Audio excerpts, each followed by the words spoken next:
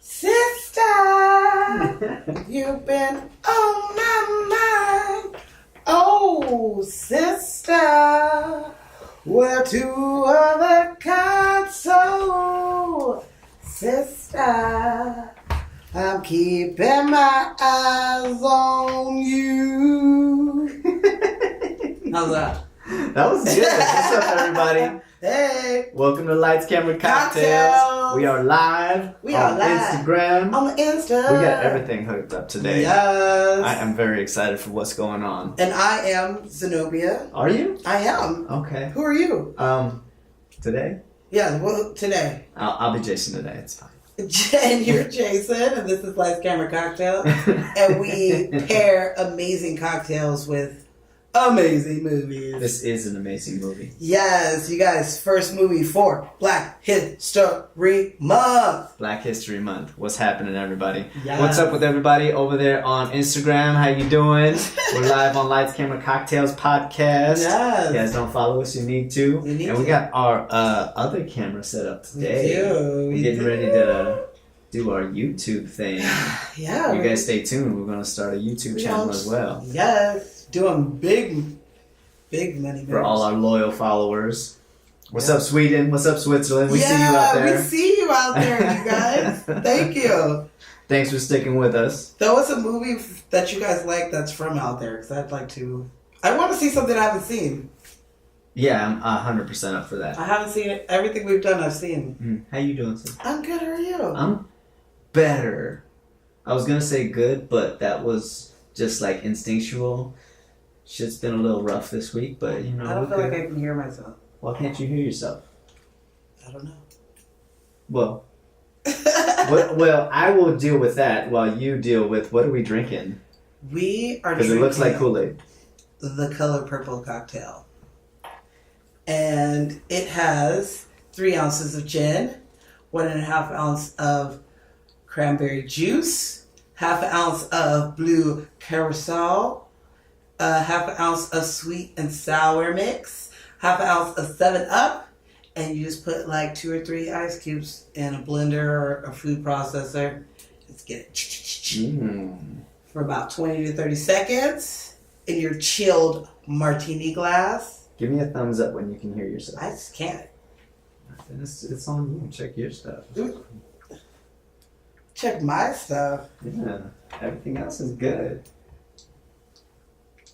Okay. Okay. Okay. Oh, wait, okay. I can hear it now. Can you hear everything? Yeah. All right. Okay. So we may have lost it a little bit at the beginning. So, yeah, that is the... I like it. Can we drink it? Yeah, let's do it. It really does look like grape Kool-Aid. Okay, cheers. Cheers. Cheers, Instagram. Chilled. Woo! What is that? Oh, gin. It's gin. You want some cranberry juice? Yes, please. That's a little rough. I like it. It's not the worst drink we've ever done, but It's just not. my sensitive ass who likes drinks to taste good. Ooh, we made it a little purple and or. Oh, that's better. I like it a lot. All right. So, can I give you a little history? History on gin? On gin! Yeah. We have not talked about... Gin is a rare drink in this house. No, we've used it quite a few times. But Okay. because I wasn't sure if I had given a history on gin, I had to pull out my old notebook and sift through it. And I was like, okay, no. You had to do research on the podcast? Yeah, I had to do research of my own research. Okay. I like that. Make sure I didn't... Going back in the archives. Way to not throw away your notes. See? Never. I can't wait for the next notebook. But I got a minute. So, when people think of gin, they think it comes from England. Like the one that we are drinking today. This is from London. Mm-hmm. You sound like you're from London. So... We already did that. I know. Because a lot of their cocktails have gin in them. Okay. So, people think it's from there, but it's not. Where's it from? It originally came from Holland. Holland. Yes. And the England... It's from Holland. Isn't that weird? The English, they discovered it at the 30-Year War in the 17th century. Oh. That was my gold member impression. How do you like it? It was... Terrible? You can say it. bad. It was bad. I won't say terrible, because that's like real mean. So... See, you threw me off. What was I talking about? Okay, so they learned about this in Unscripted. in the 30-Year War in the 17th century. And they saw that the Dutch were giving it to their men before they like ran out to battle. To Those like, oh. Dutch haters. Yeah, so the term Dutch courage comes from that. Because they got courage. They would take their gin and they'd be like, ah! And run out to battle, apparently. Gin is for cocktails. It's not something that you just take a shot from, like rum and whiskey. Yeah, I don't think I've ever just taken a shot of gin. Yeah, because that's not what it's made for. It is made for the complexity of the dryness for cocktails. Okay. So a lot of our classic cocktails have gin in them because it's good, I guess. I like gin. I like it. Gin and juice, man. It's not my go-to for sure. Yeah. I rarely like ask for gin at a bar. Yeah, it But has to be mixed with something. you know, cooked gin and up tonic. a little something nice here. Yeah. So Mm. gin has been used as a tonic, not just gin and tonic, but it was actually a tonic. So in 1269, the Royal Navy would mix gin with lime to help scurvy and to settle their stomachs while they're out at sea. So if you feel a little nauseous at sea, Go to the bar and grab some gin. yeah, All right. apparently that's what the Royal Navy does. The Royal Navy. And that is my history on gin, y'all. I like it. I feel like I should know more about drinking after doing almost 30 episodes of this podcast. I have learned so much. I'm going to go back and just listen to the first 10 to 15 minutes of every episode Yeah. so that you can quiz me on I am going to quiz everything alcohol related. Yeah. You're not going to quiz me. I will. Okay. When we get to 30. So you have That's like 2 episodes away. you got 2 weeks. So, okay. So, do you want to tell everybody what movie you picked? I mean, it's obvious, but go ahead. I picked The Color Purple You sure did. as we drink this purple magnificent drink. Mm-hmm. It's purple. It's purple. It's purple. I was trying. The picture made it look like super purple, like Well, Prince purple. I mean, it's a picture. They photoshopped that shit. They put saturations and stuff on Damn you, false advertising. it. Someone called Ja Rule. Somebody please find Ja Rule so I can make sense of all this. Have you seen the Netflix or the Hulu? No, I Fire have film? not watched the Fire thing yet. Guys, it was good. If you like documentaries, I'd say go see it or go watch it. I heard it was really good. I haven't gotten around to it. I've been watching The Color Purple for the last week. All right. Do you want to summarize the movie for us? Summarize The Color Purple? Is that possible? I don't know.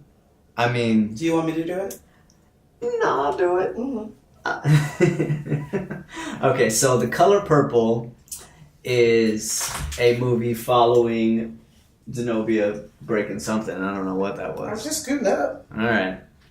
The Color Purple follows Celie Johnson from 14 years old through her middle age of like 40s, I want to say. Mhm. So it follows her on the span of like 30 years.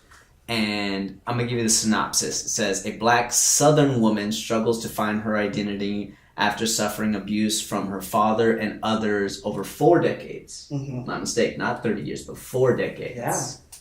And so she's abused by her father, who later we find out is her stepfather. She gets sold to, or not sold, but like Pretty much. pretty much, you know, Pretty much.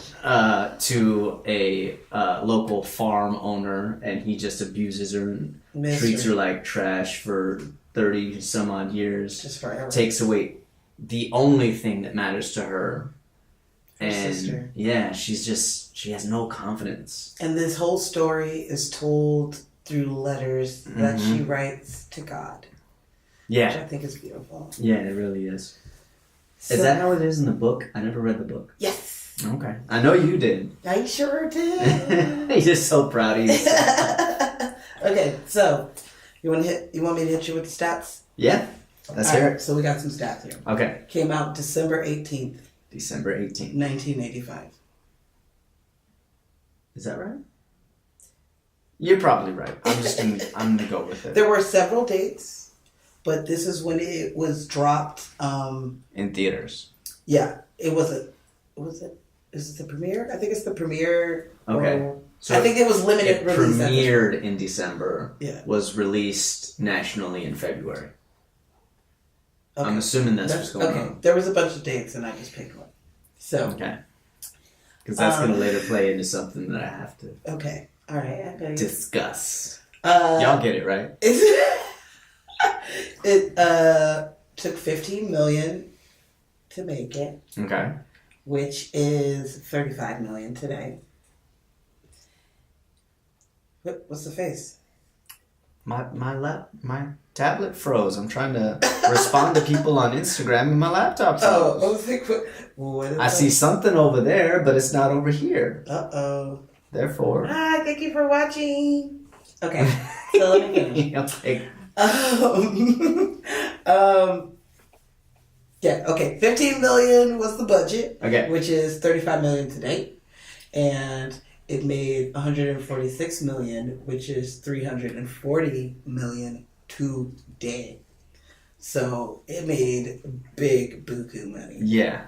Yeah, absolutely. This was a huge movie in the 80s. Yes. So, And yeah, I mean, Steven Spielberg, he doesn't Steven. make low. No, he doesn't. He is the king of blockbuster movies. The inventor. Yeah, yeah. Ultimately, the creator of blockbuster movies. Him and his little crew that he came up with. The shark. Okay, so that too. you ready for the Rotten Tomatoes? Sure, hit me with the Rotten Tomatoes. So the critics give it an 85, Mm-hmm. and the audience give it a 94. Okay. Not bad. I will take that. I will take that. Yeah, especially in 1985. Yeah. 86. Whatever. Late 85. Whatever. Early 86. Whatever works for yes. So, are you ready for the completely made up drinking game? You mean there wasn't a drinking game for The Color Purple? They were really lame. Like, oh, there actually was one. There was like I was being one. sarcastic, but it was one, and it was like, drink every time a man belittles or beats a woman. It was like really not what I wanted. I got you. It didn't have the essence of enjoying and loving the movie, so I was like, nah, I'll just make it up. Okay. So that's what we're doing. So, you take one drink when Celie writes a letter to God or Dear to God. anybody. Yes. You take one drink when Sophia makes an entrance.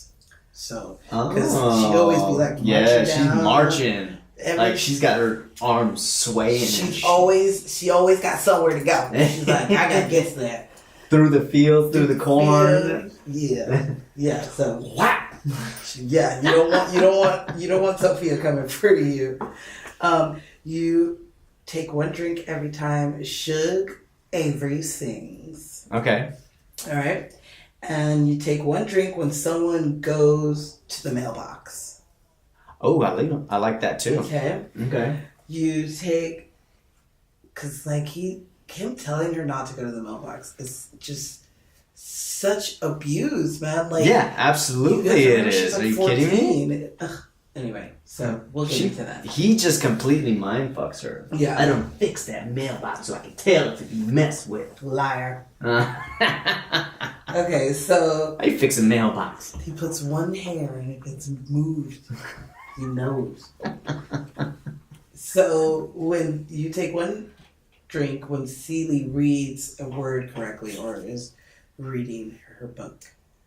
Just reading. Okay. Not when she's being tested. I do. That is mainly what I'm talking about. But if And she's she's reading like, everything. Yeah. stockings. Stockings, hair, and she's just naming everything. Mr. I know. Mister. Period. It's supposed to be Sky. Oh. ain't no blue skies in that house. Yeah. But I'm also saying that when she's reading Nettie's letters as well. Okay. So, where am I? Okay, so you take one drink anytime someone drinks anything. Especially some water with some Sugar Avery pee in it. Sugar Avery. Well, that never happens, but we wish it would have happened. We don't know. Maybe it didn't make it in the story. They shot it. It didn't make it in the final cut. So fucked up. Okay, so Old Mr. Johnson. you also take one drink when someone gets hit. And Ooh. that's anyone, even Harpo. Hoppo gets hit.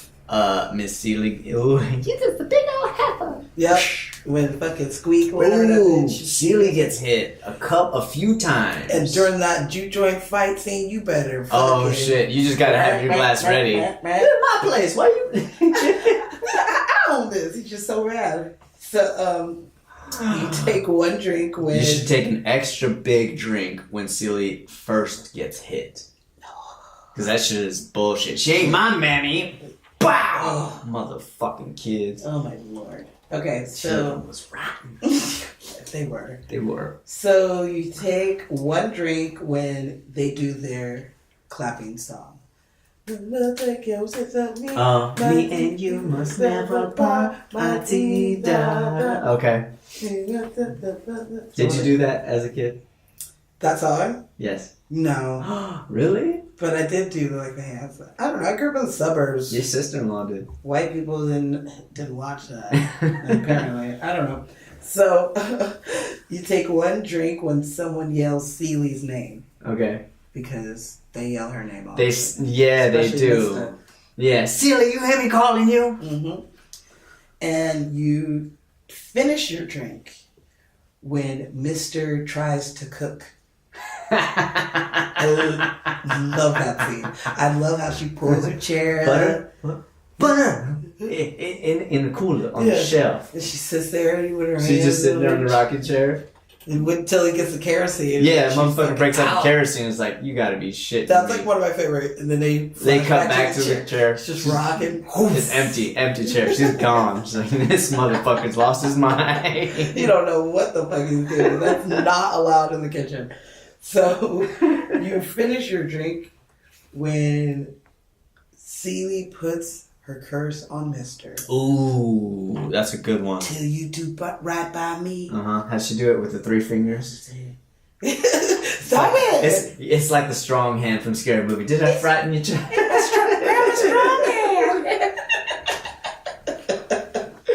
So shit. that is what I got. Do you have anything else to add? No, that's a good one. Shit. I did think of one after I finished it. What?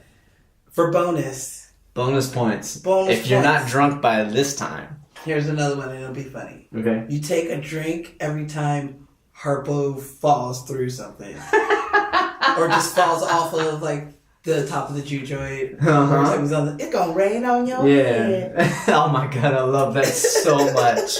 We used to say that I shit used to all say the that time. What you looking at? It's gonna rain on your head. Mhm. That's my own baby crying. We're saying hi to Larry Fishburne. Oh yeah. Sway! Wow! Right through the roof. Yeah, he falls like three times at least. Okay, so Yeah, he's definitely the person that they comedically shit on in this movie. I still love Harpo. Look like a fishman. No, sir, ain't no fish touch my face. No. No. That's that old mule. Mule. And when do you know that old mule? It just kicked me in the face. That looks like a fist.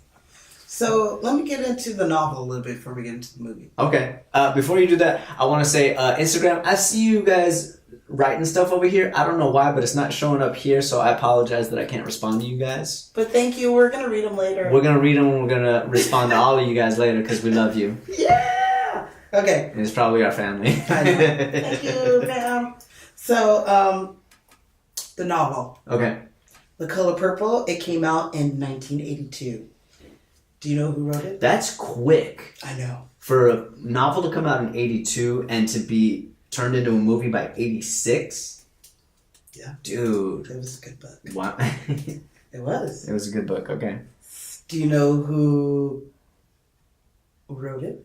Mm-mm. Alice Walker. Alice Walker. Oh, okay. She won it. I read a little She something about wore her. it. She wrote it. Mm-hmm.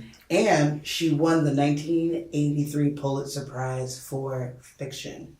So she's one of the first women to win a Pulitzer Prize for fiction books, or just in general of winning Pulitzer Prize. Gotcha. So I think that's what kind of helped it move into being made into a movie faster, Okay. is because it was that damn good. You should read it. It's really good. I know you're not going to, but If I had if any you time, do, read it, you guys. I'm telling you. if they come up with a serum that allows me to last and live to like 200, then I'll read some books. Okay. Well, at least you've seen the movie, so I can't hate you. So Alice Walker, she is a novelist, a short story writer, a poet, and an activist. Oh, damn. Yeah, this bitch. And she... What? I know, I shouldn't have said that. Why It's- she's gotta be a bitch? I'm sorry. This makes me think of next week's. I know, that's probably why I think that. I can be too many bitches now, yeah? Okay, so... I know, because the next thing I was going to say... I don't want to spoil next week. Go The ahead. next thing I was going to say is she'd probably be like, girl... Okay, so... She's an activist, and she coined the term womanism, which pertains to the fight that women of color have to go through. And that's all. Not just women in general. Not just women in general, because it's another thing. It's that we have. another notch on the fucking Yeah. struggle. And so she is Big ass notch, but hard up into that. And she's been like arrested for protesting before in front of the White House. I gotta relax on this drink. There's more. I'm already feeling flush in don't the worry. face. I'm gonna. Yeah, but you blended it. Is it already blended? Yeah. Oh well, shit. Mhm. Mhm. All right, people. You heard her. We're getting drunk tonight. Okay, so Once a week. so yeah, she even when she was young married a white man, Okay. and this is in the time when it was illegal to marry a white man. A as white like man? a white man as being a black woman. So she had to deal with that. They did get divorced. I think they might have had one kid out of that, a daughter, if I'm not mistaken. Uh-huh. So she's lived she has tons of other books. I have not read them, but my mom has and says they're cool. So she is on my list. So she was born in Georgia in a rural farm town, and both of her parents were like migrant workers. They were where am I? I don't know where you at. Yeah, they were sharecroppers, and her mother worked part-time as a seamstress to make some extra money. Gotcha. So she says that Harpo and Sophia are kind of the basis of the dynamic, I would think, of her parents. And she was born in 1944, so she did live through probably the end era of where the story like ends. Yeah. So she was semi around that time in a place a lot like where. So it could have been that a lot of these were from stories that she was told throughout her life. Yeah, From maybe. her elders. I didn't do a lot of diving into her. I really want to, I know. but I didn't. Like have the time. same way that me and you grew up and our parents tell us stories of a time since past of the 60s and the 70s and the 80s. You know, we were there for the 90s, but, you know, now we enjoy and romanticize those decades. Yeah. Yeah. Okay. So I got you. she is a powerful woman who was on set pretty much every day. Yeah. I was reading that she was very involved in the creation of this movie and that she was a little bit against hiring Steven Spielberg Yes. until she saw E.T. and she thought that the movie E.T. was very congruent with a movie about a person of color, Exactly. being that he's an alien and you they know. still accepted him, but still the government's after him. Yeah. Like real black men. Mm-hmm. Definitely. So, yeah, that's a little bit about her. You want to... Dive into some shit? I know where we're starting, so let's fuck. start it. Okay. I'm going to try and keep this quick because, first and foremost, We will do more of his movies. this that we do. may very well be my favorite director of all time. Yes. It might be him. It might be Ron Howard. There's a couple other people out there. It might be Tarantino. I don't know. But he's definitely in the tops. So... Steven Spielberg. Mm-hmm. Have we done a Steven Spielberg movie? We have not. Okay, this man is the king of blockbusters. He came up during a time when there was no blockbusters, you know, and it was the last period in time when early filmmakers could, I guess you could say, convince studios to do movies that were untested and stories that were untried. I think because of his name by this point, they were going to buy anything that he was because selling. by this time he had already done a number of things. He's already done E.T., he's already done Jaws. Close Encounter. Of the Third Kind, exactly. The he's Raiders already... of the Lost Ark. Did he already do Raiders? Yep. And Oh, damn. right before this, he did Indiana Jones, The Temple of Doom. Okay. So by this time, he's well established. Yeah. However, when he first came up with a number of people. He came up with Scorsese. Yes. He came up with De Palma. He came up with George Lucas. Like, these guys were like, I think there were like 5 or 6 of them. And they were all film majors. And they were all friends. yeah. You know, and Steven Spielberg was like the first one that was like hired by studios. He did a contract, I want to say with Warner Brothers. It may have been Paramount, but I'm pretty sure it's Warner Brothers, where he was directing TV shows at like 20, 21 years old. I mean, It was insane. I do love Steven Spielberg. Mm-hmm. But Martin Scorsese, I don't know. I mean, Between the Scorsese two was of them. part of this. I know, but like between the two of them. True. Yeah. I agree. However, that's a tough one. Spielberg got his shot before Scorsese Right. was established. Right. Before he did Raging Bull, before he did Taxi Driver, any of these, Spielberg was already directing TV for the studios. Yeah. Because they saw his first movie, which was a 45-minute short film called Rambling, I want to say. Okay. I still have not seen never this seen movie. that. I've been trying to find it. So if anybody knows where I can find this movie, tell me, please. Tell Because us. I want to see Send this us movie. the link. And guess what the villain is in this movie? A truck. An 18-wheeler truck. We talked about this. We talked about this we in did. another episode, even though it wasn't a That's 'cause Steven he's Spielberg. like a Twilight Zone, because he did Twilight Zone. He did do Twilight Zone. Yes. Can I give you a fun fact about him in this movie? Sure. I need to relax. Fun fact! Fuck it. I'm not going to manage my drinking. Yeah, don't worry about it. I'm about to, after this fun fact, I'm about to get up and go get the rest of it. Oh, shit. So, Steven Spielberg, he didn't want to do this movie at first. Really? Did you know that? He didn't want to do it either? No, he was approached by Quincy Jones, Okay. who does all the original music for this. Yes. Quincy. Did Quincy. you see it? Did you watch the documentary? I watched parts of it, and Okay. oh my god. Oh, it was good. I have so It was many of good. his albums on vinyl that like I'll have to bring them over. It's just like beautiful, just great music. I got you. So and he produced fucking Fresh Prince of Bel-Air.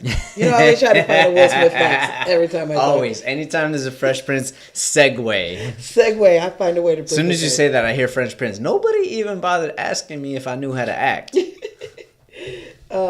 Yeah, but Quincy, he really wanted him to do the job, so he just kept pestering Spielberg. Spielberg's like, I don't feel like I know or have the knowledge for the Deep South for black people. Okay. You know, I can't really connect to it. I respect him for actually voicing that ahead of Yeah. time. And he's like, so, Keep going, because I want to check something real it's quick. like, I don't know if I really want to do that. And so Quincy, he told him, he was like, yo,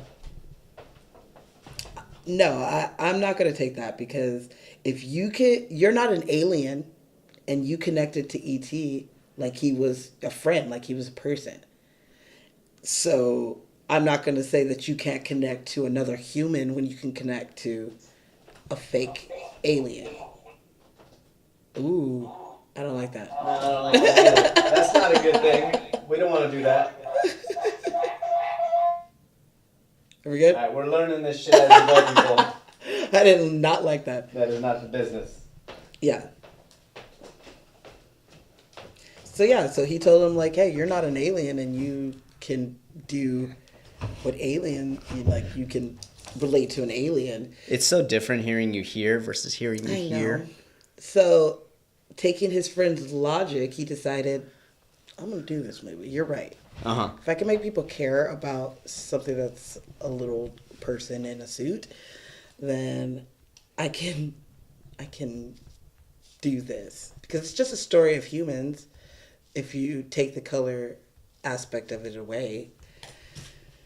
But yeah.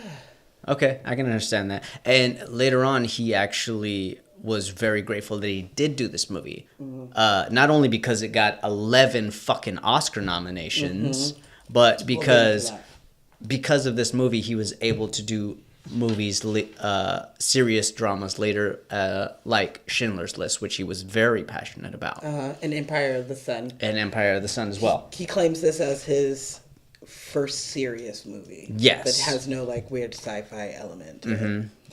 Yeah, I'm getting because more before drinks. that, it was Indiana Jones, and it was Close Encounters of the Third Kind, and it was E.T., and these movies like that. And so this was his first drama, and he was very reluctant to do so. And he was hesitant about a number of things. There's a couple of things that he regrets in this movie. Yes. Like the relationship between Suge and Celie. Yeah. He regrets not diving into that relationship and the lesbian aspect that is apparently in the book. Yes. You've read the book. I have not, so I don't know how detailed that is. You want me to give it to you? Sure. So, you're right. Steven Spielberg did say that that was the one thing about this movie that he truly regrets, is that he didn't dive into it. Yeah. He thought that the general audience wouldn't be able to relate to these characters. Yeah. He only hints at it. He only hints at it right after she does her performance at the juke joint. Yes. They do have a relationship, emotional and physical relationship. They're kind of living as a couple for a while. Get it. In the book. Yeah, and, she's the only person. Excuse me. She's the only person that has ever loved her. Sure. That's why when she Romantically, that is. I think that's just kind of just loved her, other than her sister, Other than who she Nettie. at this point thinks is pretty much dead. Yeah. And so she, and then in the movie he does show that, like, when she kisses her sister, she kisses her on the lips. And Suge kisses her on the lips. Yes. To symbolize that they actually love her. Uh-huh. And Mr. never does anything but just climbs on her and does No, his business. does his business. And so she doesn't know what it's like to have sex, like enjoy sex. That's why she says, well, Miss Silly, that means you're a virgin. And at that point, she takes her virginity, and she talks about, like, laying in bed with her. So in the book, they dive into the fact that she actually pleases her she physically. pleases her. She learns more about her own body because, she's picked up as a child who came from a house where, like, literally everything that she's ever had is a man forcing himself on her. So she hasn't enjoyed herself. And this is the time that she actually finds her sexual awakening.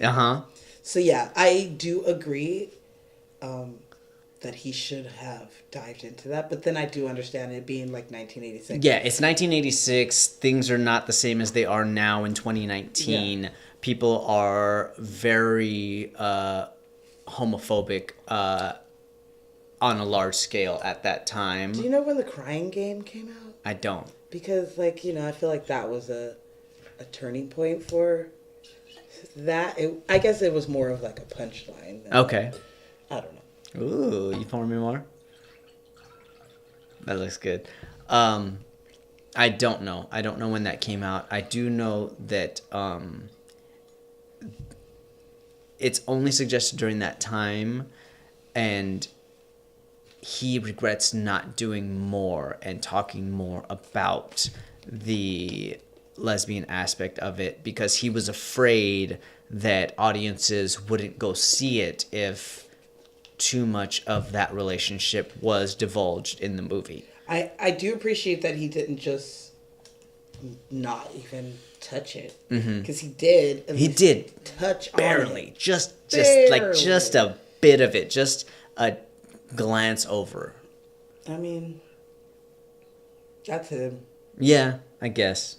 You know. Yeah, because I mean, he should have portrayed the lesbian relationship better between them to And I show think the he said love. himself that it made him a little bit uncomfortable.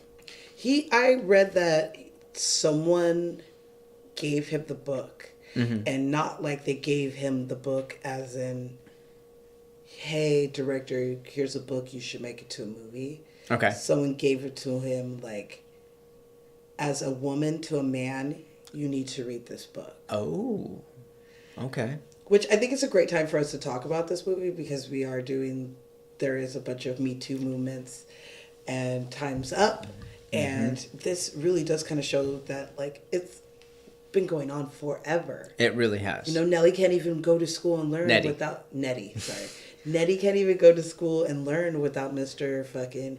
Dude, just harassing constantly harassing him. And before that, it was her father. And or she- her stepfather, as we later find out. And because he he wouldn't... just couldn't keep her... She couldn't keep him off of her. Yeah. And because he wouldn't, you know... She wouldn't give it up. He's like, bitch, get out. The next scene, he's kicking it. And that scene is like the most dramatic. That fucking scene breaks my heart every time. The reason why I really love this movie is because it's a great... It's a great You got me. Reel me in. It's a great movie. It is done beautifully. The landscape, the scenes, the way he moves the camera. It gives...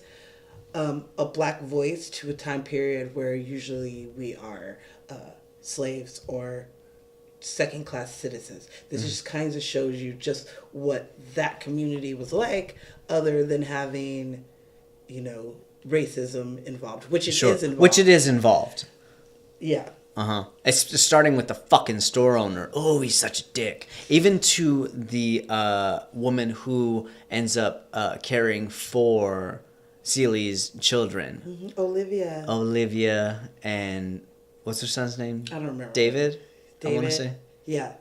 It might be David, I'm not sure. She was completely right that was her baby. But like the store owner is like talking down to her. Even She's it's different. well-dressed. It's different from the way he talks down to her to the way he talks down to Celie. Like even he recognizes a difference in class from the Reverend's wife to Celie, who's just who he calls girl. Yeah. And he calls both of them. No, he calls Celie gal. Okay. Because, you know, she's below a girl. You're Oh, just a okay. gal. Okay, I got you.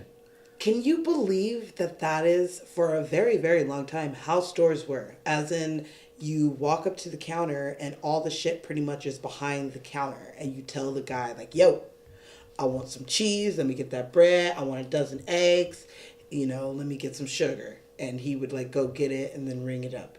And, like, that's how stores were for a long time until Piggly Wiggly actually started stores where you would shop for yourself. I know this is just some random fact that I know, but it's a cool one to just think that, like, oh my God, that's how times were. Yeah, and with the Reverend's wife, he's like, he's disrespectful to her. You know, but he's more like, you know, you gonna buy that fabric or not, gal? We got other customers besides you. Stop looking at it, girl. Yeah, it's But more of like a hurry money. up and buy situation. Yeah. I still want your money. Whereas with Celie, he's just in her face. Like, you gonna buy anything or not? Get the fuck out, sort of thing. If you're not gonna buy anything, get out of my fucking store. I don't want you here in the first Yeah, place. she's probably stealing Yeah, absolutely. You Yeah, I know, mean, that's she's what not. that's what she's not, She's but that's not. what he sees. He just sees a nuisance, and his racist eyes only see an eyesore in Yeah. his store. Yeah. You know, if anything, he regrets letting her in. That's the way he's depicted. It's like, my other white customers are not going to come in while this girl is in my store, sort of situation. I agree. You know. He just was a dick, man. Yeah, and then Miss Millie is just on a whole nother level of crazy. Whole nother level. And we've talked about her. We have. I don't remember what episode it was, but Dana Ivey plays Miss Millie. She just is such a good old racist lady. I know that sounds racist, but Well, I mean, she's done a number of movies. Like, we talk. You know what we talked about her? We didn't cover this movie yet, but she was in Rush Hour 3. oh, Where she plays the sister That's right, that's that's right. interpreting French to the little Asian guy while Chris Tucker and Jackie Chan are questioning him. And like he's talking shit back and forth. Yes, sister, his hair is stinking beads.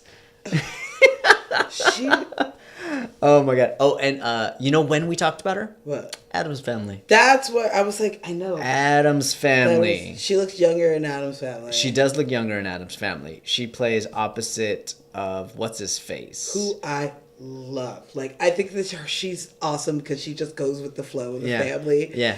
She, I do remember her now. She plays Margaret in Adam's Family. Yeah. Margaret Alford. she ends up marrying Cousin It. Cousin It. Yeah. And she's like, you know, even on Halloween, she's like, oh, I've never played Wake the Dead. Like, Did you bring a shovel? Yeah. That's right. I remember mentioning that in Adam's Family, she has a different name from Adam's Family 1 to Adam's Family 2. Because in 1, she's married to, what's his name? And she's Margaret Alford. Whereas in Adam's Family 2, she is Margaret Adams. Mm-hmm. I I forgot love her about that because she shit. just goes with the flow. Mm-hmm. She's Yeah. in The Help, too. She's in The Help? Yeah. Who does she play in The Help? Never mind, it's right there. Gracie. Yeah, I think she plays... Gracie Higginbotham. That's a Which- fucking mouthful. Which I have also read and love that book. Mm. I would want to pick it for Black History, except that it's told in the eyes of a white person, so I'm going to pass on that one. I got you. For Black History Month. But I Sure. do really want to do it because it's such The Help I have seen, and it is an amazing movie. Mm-hmm. But it is told from the eyes of... Why is her name escaping me? Probably because I'm on Emma Stone? Emma Stone. And I love Emma Stone. But it's not her month. It's not. Did you watch Ocean's 8 with Sandra Bullock? I didn't. She's in that. Is she? Yeah, She's still out there She's cranking doing her it out. thing, you know? Dude, Raise the actors, we don't flag. stop. Nope. We don't stop until our heart stops. I bet she's playing some, like, racist old lady. What's up?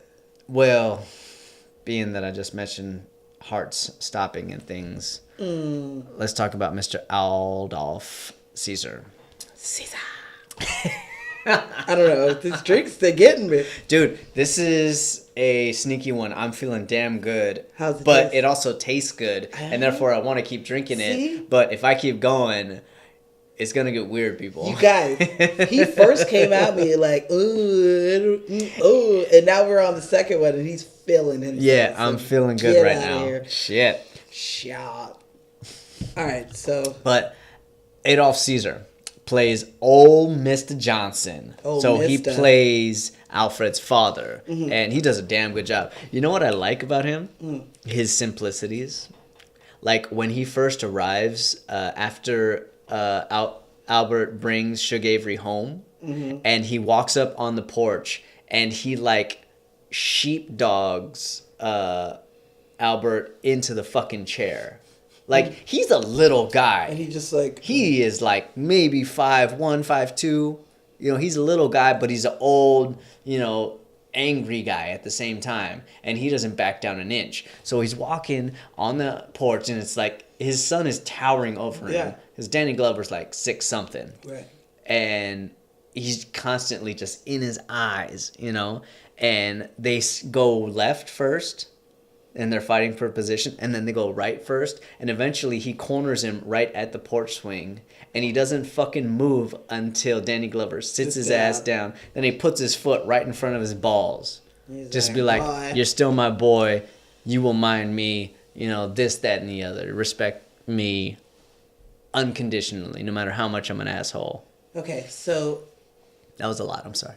quick thing on him Okay. in the book. This, if I'm not mistaken, if I am, for people who've read it, I'm so sorry. Please let me know so I can not say it again. Tell her. Tell her. Get her. Okay. Ooh, I had a burp. All right, so old Mister Uh huh. is half white. Okay.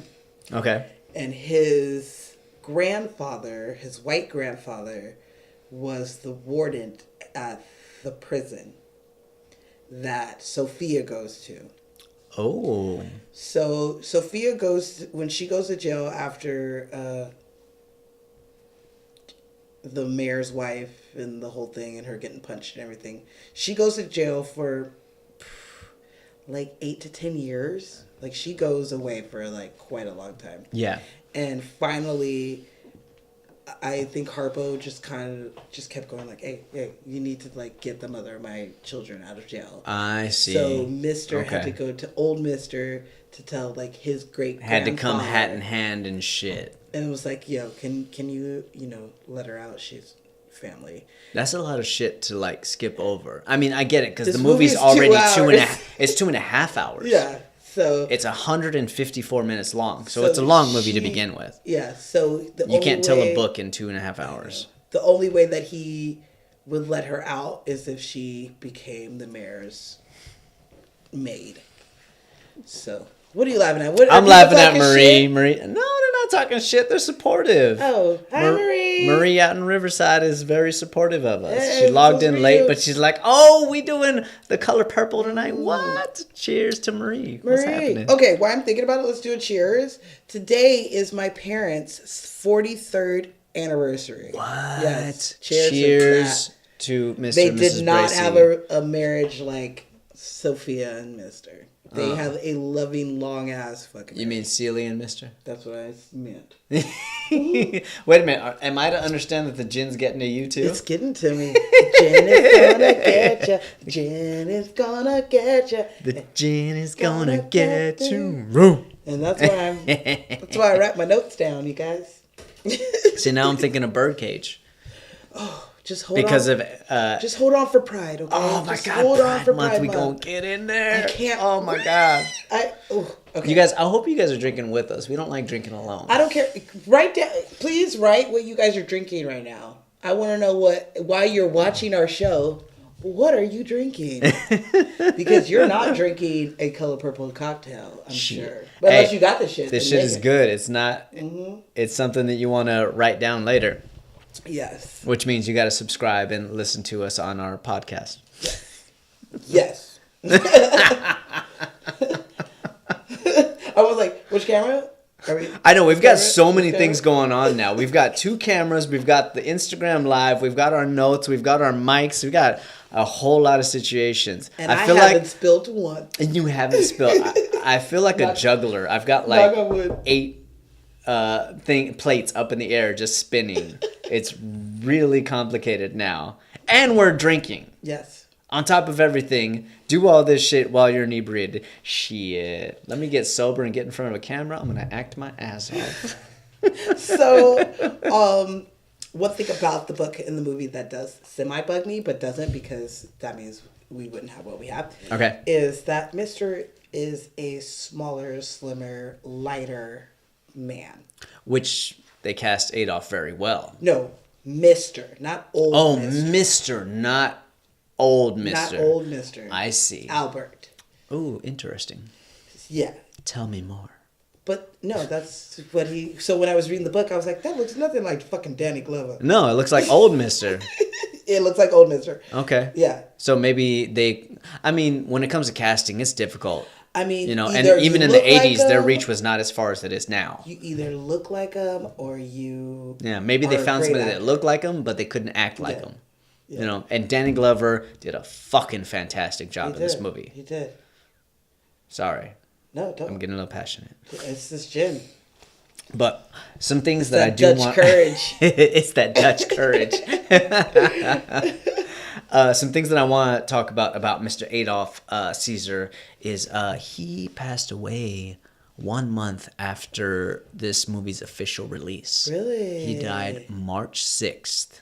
1986. And even though you said it premiered in December, the official release date was February 7th, 1986. Oh, he's in Blackula. Yeah, He's in Blackula? he is in Blackula. You guys, I love scary movies, and that's one. Blackula and Screaming Blackula, Scream or whatever. Whatever one. Is that the one that had Pam Grier in it? But, oh, shit. You know how he 1 month passed after? away? Oh. He died on set. Of what? Heart attack.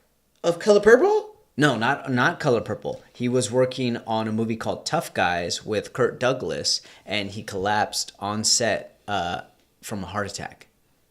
He was 52 years old. Wow. Yeah, he was not up there. He was only 52. He looks like an old ass. But that's kind of how I. Well, I mean, look at what they did with a lot of people. I'm sure they aged him up the same way they did Danny Glover, the same way they did I think Whoopi their Goldberg. aging on Danny Glover was really really good. spot on. Yeah, it was 'Cause really, that really good. fool, He's been, Hoppo. oh yeah, Harpo. I liked his little like receding hairline.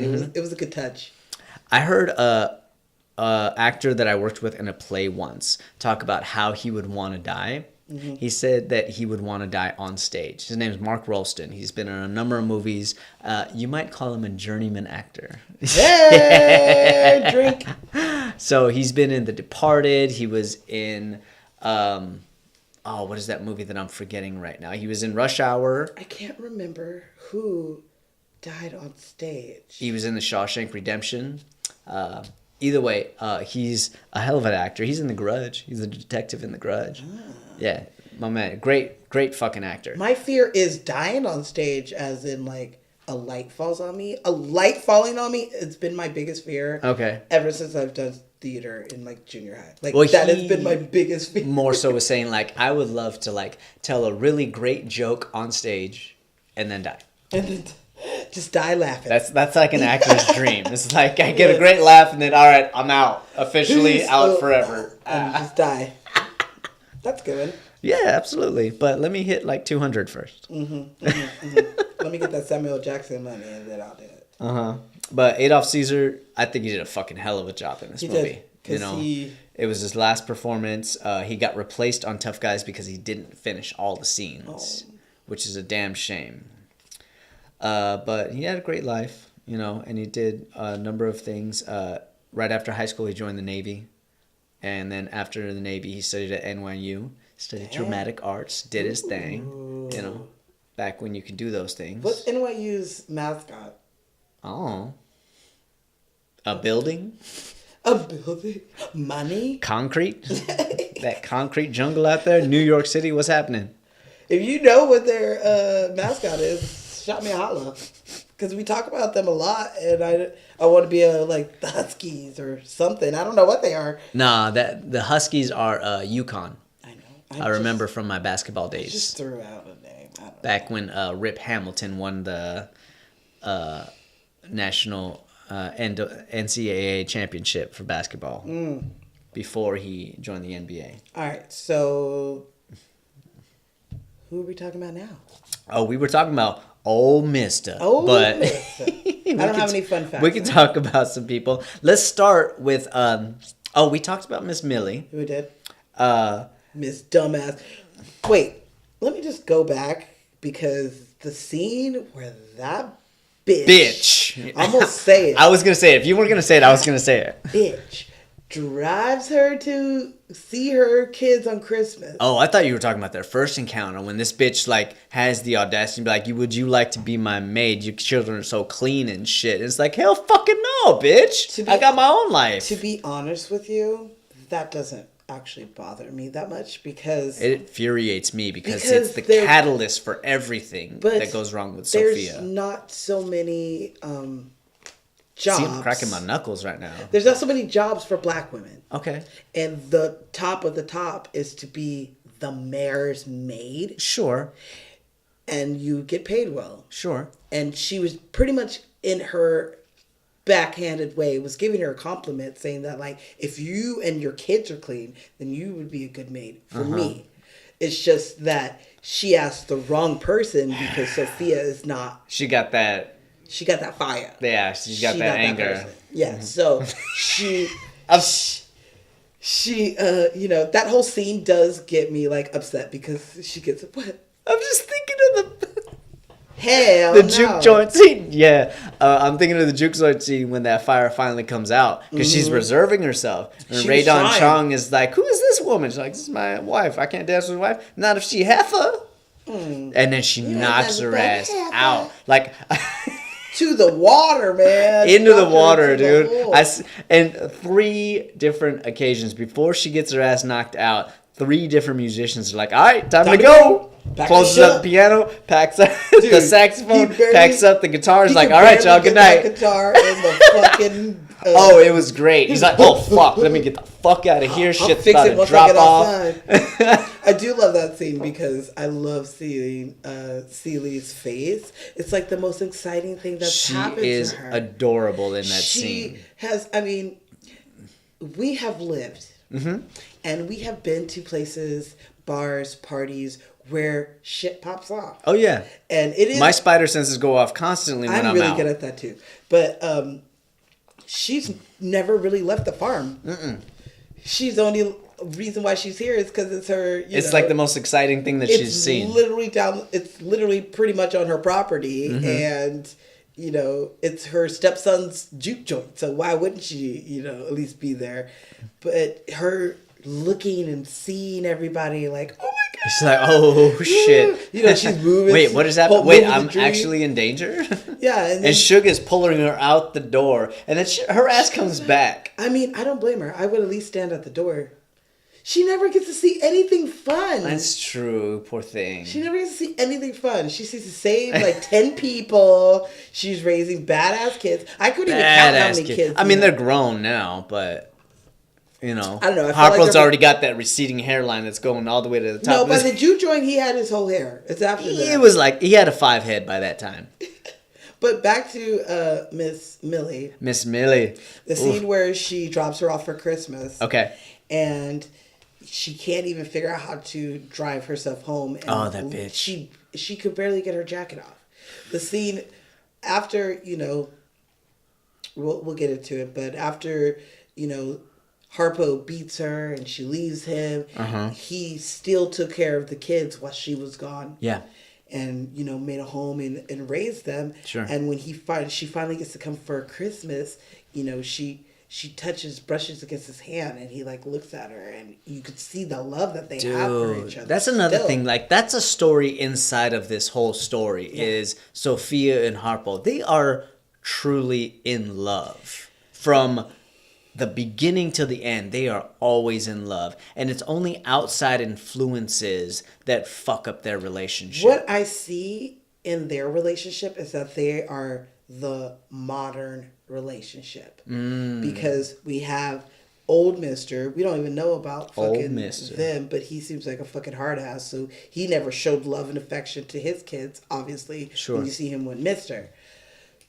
And then you see Mister with his kids, who he never shows anything to anyone. Harpo's the only one that he ever has any contact with, pretty much. I don't even know how many kids there is. No. But, you know, and Harpo is not that kind of man. He's not a hard, no. I'm going to punch you in your face. Man, he Yeah. likes to clean. He likes to cook and provide for his family. And it doesn't mean that he's less of a man. It's No. just another kind of man. Sure, yeah. Which was new for that time and that generation. So, you know, that's why when he asks, It's a forward thinking type of man. yeah, You know, and it's more common now, but it's still not as common as it could be and probably as it should be. right. You know, and like mine and Ashley's relationship is similar to that. You know, we are very much 50-50, you know, wherever the slack needs to be picked up, whoever needs to do it is the one that ends up doing it. It's Right. not really, you know, I'm in charge of this, you're, you know, in charge of this. It's, you know, we're in charge of everything together. Yeah, like what I mean as in a modern relationship is like he doesn't go and say, you know, he can't go to her and be like, make me something to eat, because even though he does, but he does it reluctantly because he's being told by his dad, and influenced by his punk ass dad. That's what who was influenced by his bigger punk ass dad, who's probably influenced by his punk ass dad. Fuck him. You know, his dad was probably white and ran out on him, and he was probably raised by his black mom. Like that's what, you know. I am semi guessing, but I think that might be it, because he's just an asshole. But the relationship, as in, she can't ask. When he asks her, make me something to eat, her response is, the pots are in the skillets in the kitchen, or something like along those lines. Yeah. She says, is there something the matter with you? Something the matter with you. The pots are fucking in the kitchen. Yeah. She does. You know, she's sitting there farming. Yeah, she's working her ass off. And then until the baby cries. Oh shit, that's one of mine. Let me go get my fucking baby. And that's my own baby crying. Damn, that was somebody else's baby. And you know, then she walks over there. But that's more of a modern relationship, as it's 50-50. This fool falls through the roof, and she hands him the baby with the bottle. Yeah. Here, go to your daddy. Which is a little fucked up. I'm not gonna lie. Sophia has a big arrogant head on her shoulders. She's a modern woman. She's modern, but she is not 50-50. She takes control of the situation. Like, she is kind of fucked up to him to a certain degree either. She's not innocent in this relationship. But in a world where you are second class. Yeah, she's so used to fighting off men and dealing with men so much that she is gone to the opposite side of the scale. Yeah. You know, rather than find a man and meet him halfway, she is so fearful of giving a man any power whatsoever that she wants to control him constantly. Therefore, that's her form of protection. Because the men who's had power have taken advantage. And she says it all her life. She's had to fight. All my life, I had to fight. You know. And she chose one that is probably willing to meet her 50-50. Yeah. It just, you know, like I said, outside influences a girl child fuck them over. Ain't safe in a house full of men. Mm-hmm. And so, I mean, back to the Me Too. It just shows that, you know, they just take advantage. And a lot of people have problems with this book and movie, saying that it is male bashing.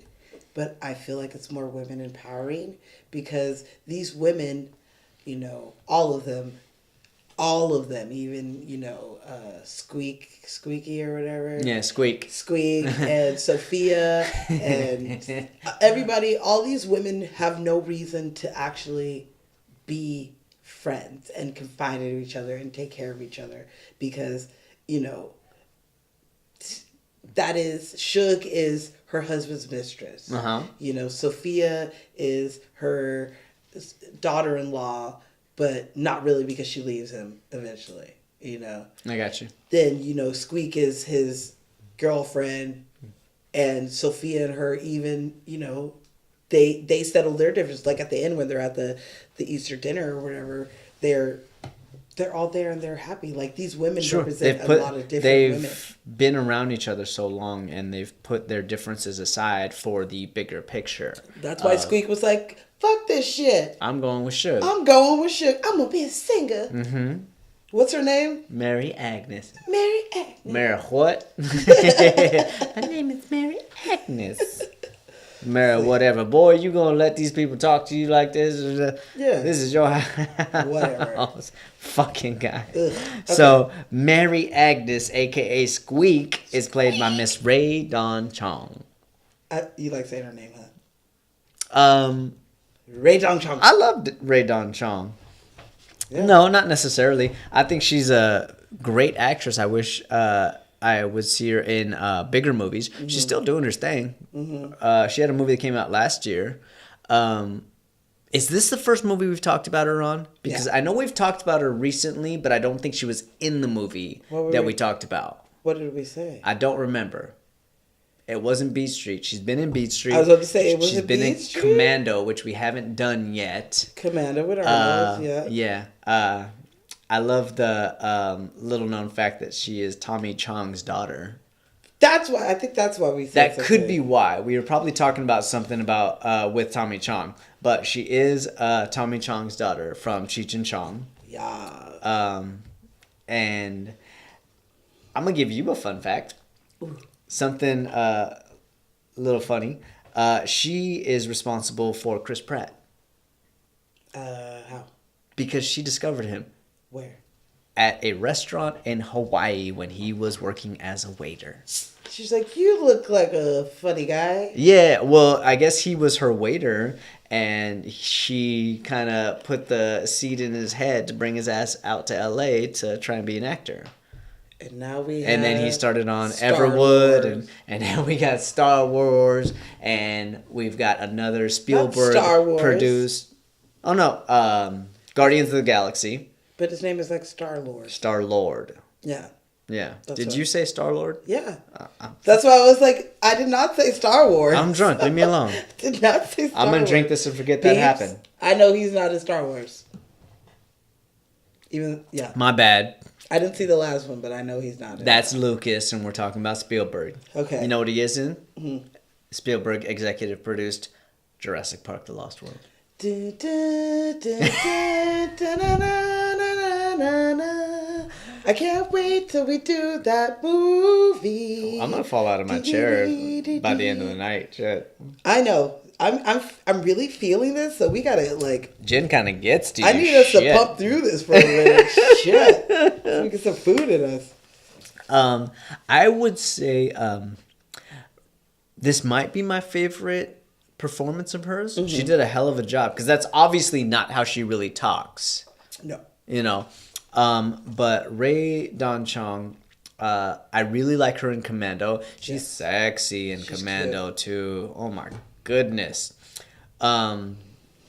Beat Street, the king of the beat. You see the rocking that beat from across the street. Beat Street is a lesson too because you can't let the streets beat you. We gotta do. Next time we bring 80s movies around or like a hip hop month or something like that. I like Shit, it. we gotta do Beat Street. I want. So- Then we're doing Breakin' too. Electric Boogaloo. Well, not two. Two as in also.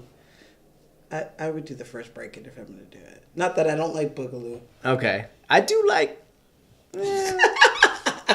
I don't know. Try to like get my pop lock in, and I can't. Either way, we really enjoyed her in this one. Yeah. So let's talk about somebody who makes a brief appearance here and there, who later became a big ass star. Are you talking about Morpheus, Mr.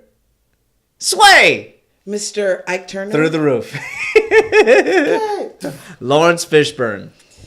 So Yes. What's his name again on this? his name's Sway. No, what's his? Oh, he's listed as Larry Fishburne. Larry! Before he became Lawrence Fishburne, this motherfucker was Larry Fishburne. Larry. And then he became Morpheus, and the rest is fucking rock and roll history. Dude, he Or beat the shit before out that of Tina shit, Turner. Mr. Furious Styles. Mr. fucking Cool Ike ass Turner. motherfucker.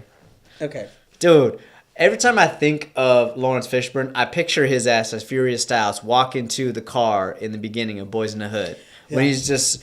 He's very knowledgeable and just like the ideal black man that you Yeah, want as a father. absolutely. Love him. Any fool with a dick can have a baby, but only a real man can raise his children. Do you know that his daughter's a porn star? I did not know that. Or was? Damn. Yeah. All right. Didn't need to bring that up, but that line that you just said just made me. Shit. Okay. So yeah. I mean, he doesn't say anything. He is there when Sophia gets arrested and Oh, no, She Miss said- Silly, no. oh, he does say that, yeah. No. And then He's riding along on the boat when Harpo falls through the fucking roof again. he plays the piano as he's pulling the They're pulling it over to the juke joint. This is slim, skinny Lawrence Fishburne, man. He's Skinny, like young. looking like he weighs $105. Oh no! And then he takes her kids and gets them home because he's a good man. Yeah. Oh my goodness. Because I mean, his best friend, Sophia, his homie, get my children out of here. I don't want him to see that. And she's surrounded. She's She's surrounded surrounded by these because racist motherfuckers. I feel like she knows that either she's going to jail or she's going to die. I mean, Those are the exactly. Those are her two outcomes. In these situations, if you've grown up in predicaments like these, you know when shit's about to pop off. It's something that lives inside of you to a certain degree. Hell no. Like, I'm usually the first one that knows before a fucking fight is about to break out. I have a very good sense of things. People, vibes, auras. I know that sounds dumb, but No, fuck that. It's those a things. real situation. I have a good sense of that. So I do have a feeling when shit is about to pop off. To the point that I told my friends, this is all the way back to college, anytime I come to them and I say, Shazam, that means don't ask questions, grab your shit, and we out. And I will tell you why we're leaving later. That's the safe word. That's the safe word. Safe word is Shazam. Shazam. They've even used it on me a couple times. Not pineapples. No. Not chimichanga. No, Shazam. We have to go. Yeah, no, not even that. Because if you say we have to go, people are going to be like, why? Why? What's wrong? Don't ask me fucking questions. Just go. I don't need to say any of that. I just say No. Shazam. And they know, oh shit, let me. And they actually listen to you? Yeah. Because I've had conversations with friends. I've had conversations with No, ex-girlfriends. my It's like, friends- when I tell you something, fucking listen. All of my really good friends who have partied with me over the years know the safe word. And they know, oh shit, Shazam means we just bounce and we'll explain why we're bouncing later. Yeah. Last thing you want to do is say, it's time to go. Let's get the fuck out of here. And somebody that you care about is sticking around and like acting like an oblivious idiot. Like, why? What's going on? You don't see what's happening 10 feet away from us? Get the fuck in the car and get the hell out of here. That's why you need a safe word. You God and Smash damn it. need a safe word. Not the a last situation, I sexual actually, safe word, I but think I bruised her arm because she didn't understand. because you need it. All you need to say is Shazam. Well, not only that, there was like 8 of us, and there was a number of us that didn't understand, and therefore I had to push a number of people out the fucking way. Shazam! Shazam. Ow. I'm sorry. Just try it. Just try it, you guys. Shazam. Or whatever safe word. It's But- just a word that you will never ever say for any reason. Larry Fishburne. AAK. AAK. A Not AKA. A.K. I- Morpheus. I'm officially drunk. I know. That's what we got to get through this. Dude, We haven't even got to the gin, big stars yet. Gin fucks you up. What are you talking about? We're like halfway done. Oh, okay. Let's do this. Let's say we're helping. Larry Fishburne, a.k.a. Lawrence Fishburne, a.k.a. Mr. Furious Styles, a.k.a. Morpheus. A.K.A. Ike Turner. Ike Turner. Oh, shit. That's a movie that we gotta do. Nam yo herenge kyo. Younger Reggae. Well, one, we will, because I do want to have a biography month. Ooh. And so that will be, That's gonna be one of them? of course. Tina Turner? That and like Salinas. Salinas. Mm-hmm. Okay. Well, we should have started early on with Miss Desretta Jackson. Mm-hmm. She plays young Celie. Mm-hmm. I really like when she's like sticking her tongue out to her little brother. Like, turn around, let Mister have a look at you. Well, she's joking around. She don't know the seriousness of the situation yet. Because she's just She's a 14-year-old child. Yeah. 14. You don't know shit. You just got your brain 14 years ago. She didn't do much after this. No, she but didn't. You can't, Which makes me sad because I thought she did a great job. I mean, her crying after her sister is getting pulled away. Oh my That whole scene where they're trying to hold God. on, he's hitting their hands. when they're taking Natty away. Yeah, she's like, Get off my "Why?" land! Just right. Uh-huh. And Natty's like, why? Oh my Why? God. Why? I get choked up just thinking about it. Shit. Dude, But she did appear in Sister Act as a teenage girl alongside Whoopi. She was in Sister Act, yeah. I think that was her last project, other than like doing like reunions in regards to The Color Purple. Like she was on Oprah for like 25th anniversary of The Color Purple or something like that. But she stopped acting, Yeah. which is too bad because I thought she did a great job. Me I too. think she could have had a great career if she would have pursued that. But who knows? Maybe she wanted her life to go somewhere else. Yeah. And Nettie did a hell of a job. Nettie was played by I'm not sure if I pronounced this right. Akosia Buzia. Let me see. I wrote it down. It's a very interesting name. Boys. Yeah, I think you're right. I thought she did a great job. I've never heard it said. And they aged her up just like they did everybody else. She did a good job. From Age. She's so beautiful.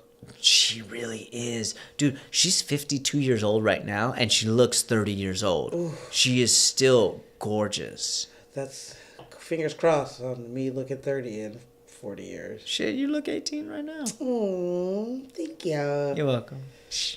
I'm not getting cast in no high school Throw that at shit. you real quick. There you go. Catch that. Hey, I could have got cast as 18 when I was 30. Shit. I mean, I think you can still play college. Yeah, I'm not 30 no more. Yeah, so she's done some stuff I haven't really Haven't what? known. Sure. Tears of the Sun is probably the most. She was in Tears of the Sun. She hasn't done well, I won't say that she hasn't done a lot because she did like 17 movies and like 18 TV shows. That's an accomplishment by any actor standards, especially way back when you didn't have the capabilities that we do now to self-produce and put titles up like so many people who claim they're actors and aren't really actors want to do. It's like, oh, I was in this web series that sounds like shit and looks like shit, but it's on IMDb, so I'm a legitimate actor. Get the fuck out of here. You're an Instagram hoe. But she's still. She's not an Instagram hoe, but she. She is not. a great job. No. And yeah, her coming home at the end. I wonder how old she really was back then. If she's 52 now, this was made in 1984 and 85. So she was like 17, 18 years old. That's damn good. For a 17, 18-year-old to do the things that she did in this movie is very, very impressive. And I'm amazed that she didn't have an even bigger career. Yeah. She had a good career. I mean, this movie launched people's careers, so I mean, not everybody. It definitely not did. everybody could get launched. Not everybody, but there's no reason But why she was so shouldn't. good. I mean, everybody in this movie is good. You know, Like, I don't know her life, though. Like, bitch, I don't know your life. So, you know, like so many other actors, you know, movies don't always. Having a big movie like this doesn't mean your career is always going to be big. Sure. But some of people's first movies. Look at homeboy from Captain Phillips. Oscar nominated in his first movie. First movie. I mean, I think he was playing himself in that movie, which I don't understand why you would get an Oscar nomination. But that being said, man got an Oscar nomination. Yeah. You know, look at me. I am the captain now. What are we gonna just do? Tom Hanks, man. Tom Hanks, shit. I call dibs. What are we doing? Forrest Gump. Forrest Gump, Bachelor Forrest Part. Gump. There's so many Tom Hanks movies. okay. You know, America's Dad right there. I love that guy. You might What's have your favorite Tom Hanks movie? Really? Forrest Gump. Your favorite is Forrest Gump. Yeah, or Big. Big is a great one. I like All of them. all of them. All of them. No. Da Vinci Code. No, not so much. You don't like Da Vinci Code? No. I like the first one. It's whatever. Okay. Well, let's talk about Mr. Willard Poe. I think that's the way. It might be Harpo. Pew. Harpo. I won't. I will. I do. I do. Harpo, played by Mr. Willard Pugh. I love Harpo. I love Harpo. God knows I do. but I kill him dead. But I mean, so I'm just saying I loved his character as Harpo because, like I said previously, he's the modern man. he is the modern man. I'm gonna show you something. What? Check it out. He looks like Harpo now. Oh shit! The receding. Dude, they aged him, They're and aged- now he looks like Harpo at the end of the movie. Whoopi and Oprah, the only ones that don't look like their age. Yeah, I'll say that. So he is 59 years old now, No. and in the movie, other than, did they put any gray in his hair? Yeah, he I had don't think they put he too had much. a little, and his hair was receding. His hair was receding, which it is a little bit now. It's not as bad as the movie. It's you not guys. as bad as the movie. They cut that shit back to like They the top gave of him- his head. they gave him this weird They gave him a cul-de-sac. cul-de-sac in his head. Weird cul-de-sac. And he is a little more stylish than they made him in the movie. Because in Yeah. the movie, he had the cul-de-sac and he still had the afro in the back. Whereas now he's got it clean and clean cut to like a 1 or a 2 or something like that. He's just, yeah. I like Harpo. A man who was like, you know what?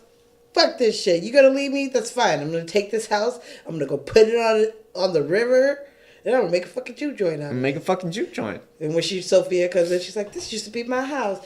My table used to be over here." Oh, she's just deflecting the whole time. She misses Harpo so much. She do. Yeah, she's just putting on a show. But The whole time she's in there, she's putting on a show. But in reality, all she wants to do is talk to Harpo and see how he's doing. That's what you're supposed to do when Is it? you see your ex. You're supposed to be like, "Oh, yes, my life is perfect." Yeah, I did so much better after you. After you. Yeah, that doesn't always work out that way. Damn, there's more. I'm just gonna give it a little. Oh shit, I got work to do tomorrow. You gonna get, dude? I'm not gonna lie. When we had that apple pie moonshine, that shit fucked me up a little bit. It was so good. That shit had me with. I don't get hangovers. But was it good? But it was good in the moment. But was it good? It was good. It was good. It just didn't end good, but it was It good. didn't end too well. The next morning, I was feeling weird. I had like muscle spasms in the middle of the night.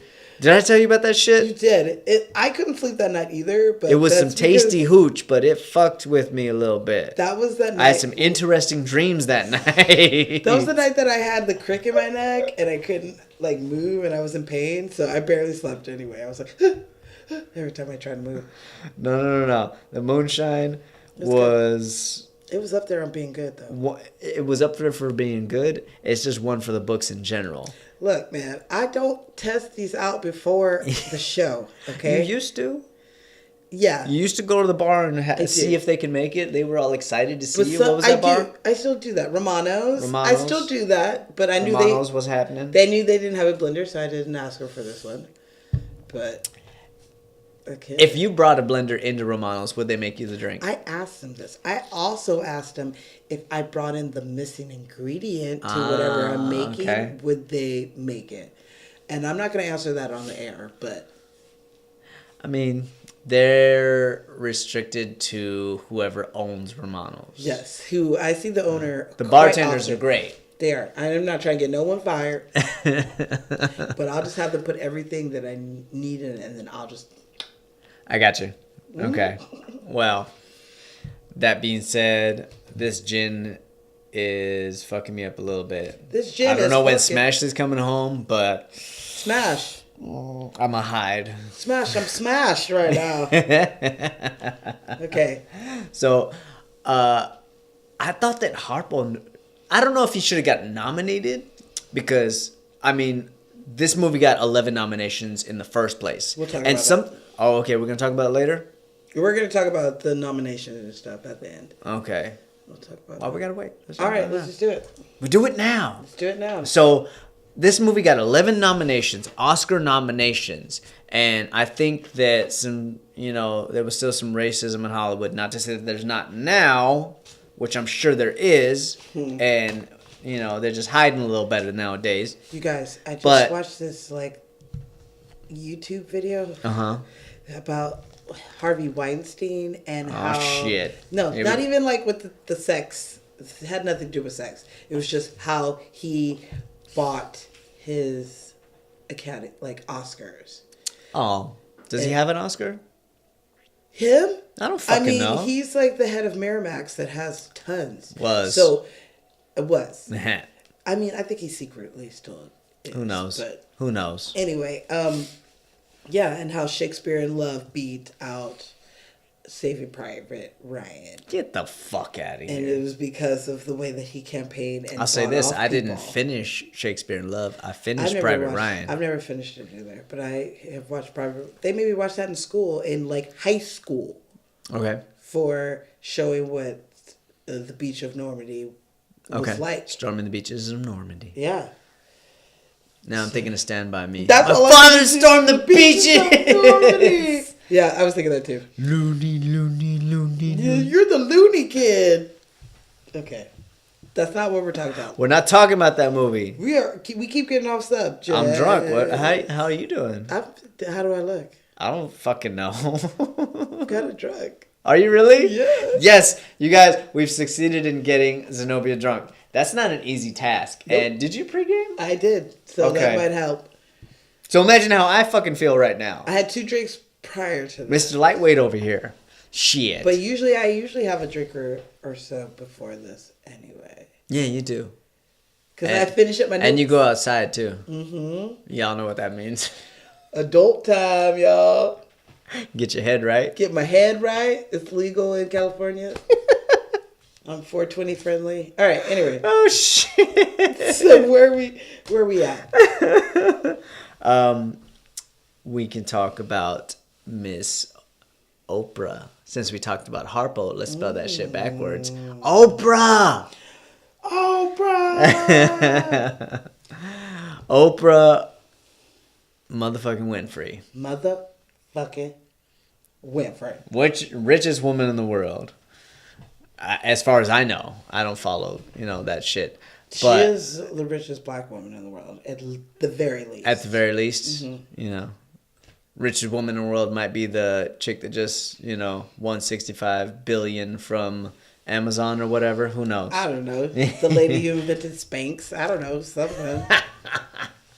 Well, Oprah Winfrey, this was her very first movie.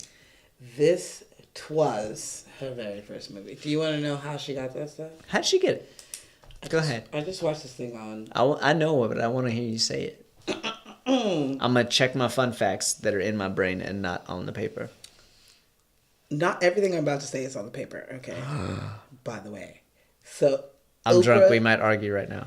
So, Oprah, she read a New York Times article about The Color Purple book.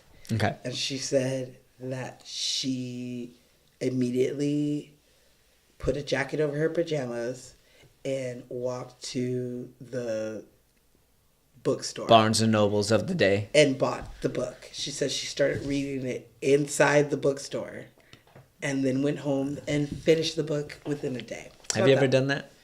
Read in the bookstore? Mm-hmm. Yeah, I've legit sat down on the floor and That's so fun. yeah. However, every time that I did do that, I have done that a number of times. I'm not a completely absent non-reader. I know I do you're read not. once in a great while. He can read, you guys. I can read. Not that far away, but I can read. Every time I did do that, I always thought that Slimer was gonna come through the fucking bookshelves from God. Ghostbusters or something. That's pretty scary. And I'm just Bill Murray, just So Oprah said that after she finished it, the next day she went back to that bookstore and she bought out all of the Color Purples. You're shitting me. And How she got money like that? I know she was like a newscaster before this. At this time she was working on AM Chicago, a morning talk show. Gotcha. And so she had money at this time. She wasn't Oprah Winfrey like we know her, No. but She wasn't the Oprah Winfrey show. she wasn't the She Oprah. wasn't you get a car, you get a car, you get a No. car, you get a car. Can I She get a was car? like, "Good morning, Chicago," like kind of shit. Okay. And which was a big thing because she was I think one of the first in Chicago black female, like Sure. morning news anchor. Don't quote me because I didn't write that down. But so she said that she would pass these books out to people, her coworkers, to people on the street. Like, have you read The Color Purple? And they'd be like, oh, I heard of it, but no, I haven't read it. And she'd be like, oh my God, well, I have it right here. She just was like forcing people to read this shit. She was just. She loved this book. She was pushing. Well, she said that when she read the first, page, it was like, dear God, I'm 14. What's going on with my body? Because, I'm being molested, which was something that Oprah, as a child, was molested. Oh. And so she felt like this was kind of telling a part of her story. But she said that when she was younger, she had a baby. She got pregnant and had a baby, but it died shortly after birth. Oh, poor thing. And she just felt like a disgrace to her father. Does she have any kids? No. She doesn't have any kids. She just has godkids. I believe they're Gail's kids, but she doesn't have any. Like Okay. her and her dude don't have any. Stedman? Stedman. Her and Stedman don't have any. So they just have a bunch of dogs, like what I want. So she said that she felt shamed that because of her being pregnant at such a young age, that she shamed her dad. And her dad always said, like, you can never be an actor because I don't want my daughter laying down on a casting couch. Which, as we know, is a thing. It is a thing. It absolutely is a thing. So she says she didn't really think that that's what she was trying to do. She was just trying to just be a news anchor, I guess, or a host. Mm-hmm. And then eventually, yeah, that's you. Where's my phone? I was looking for it. I thought I left it in my car. Anyway, so she oh fuck, what was I saying?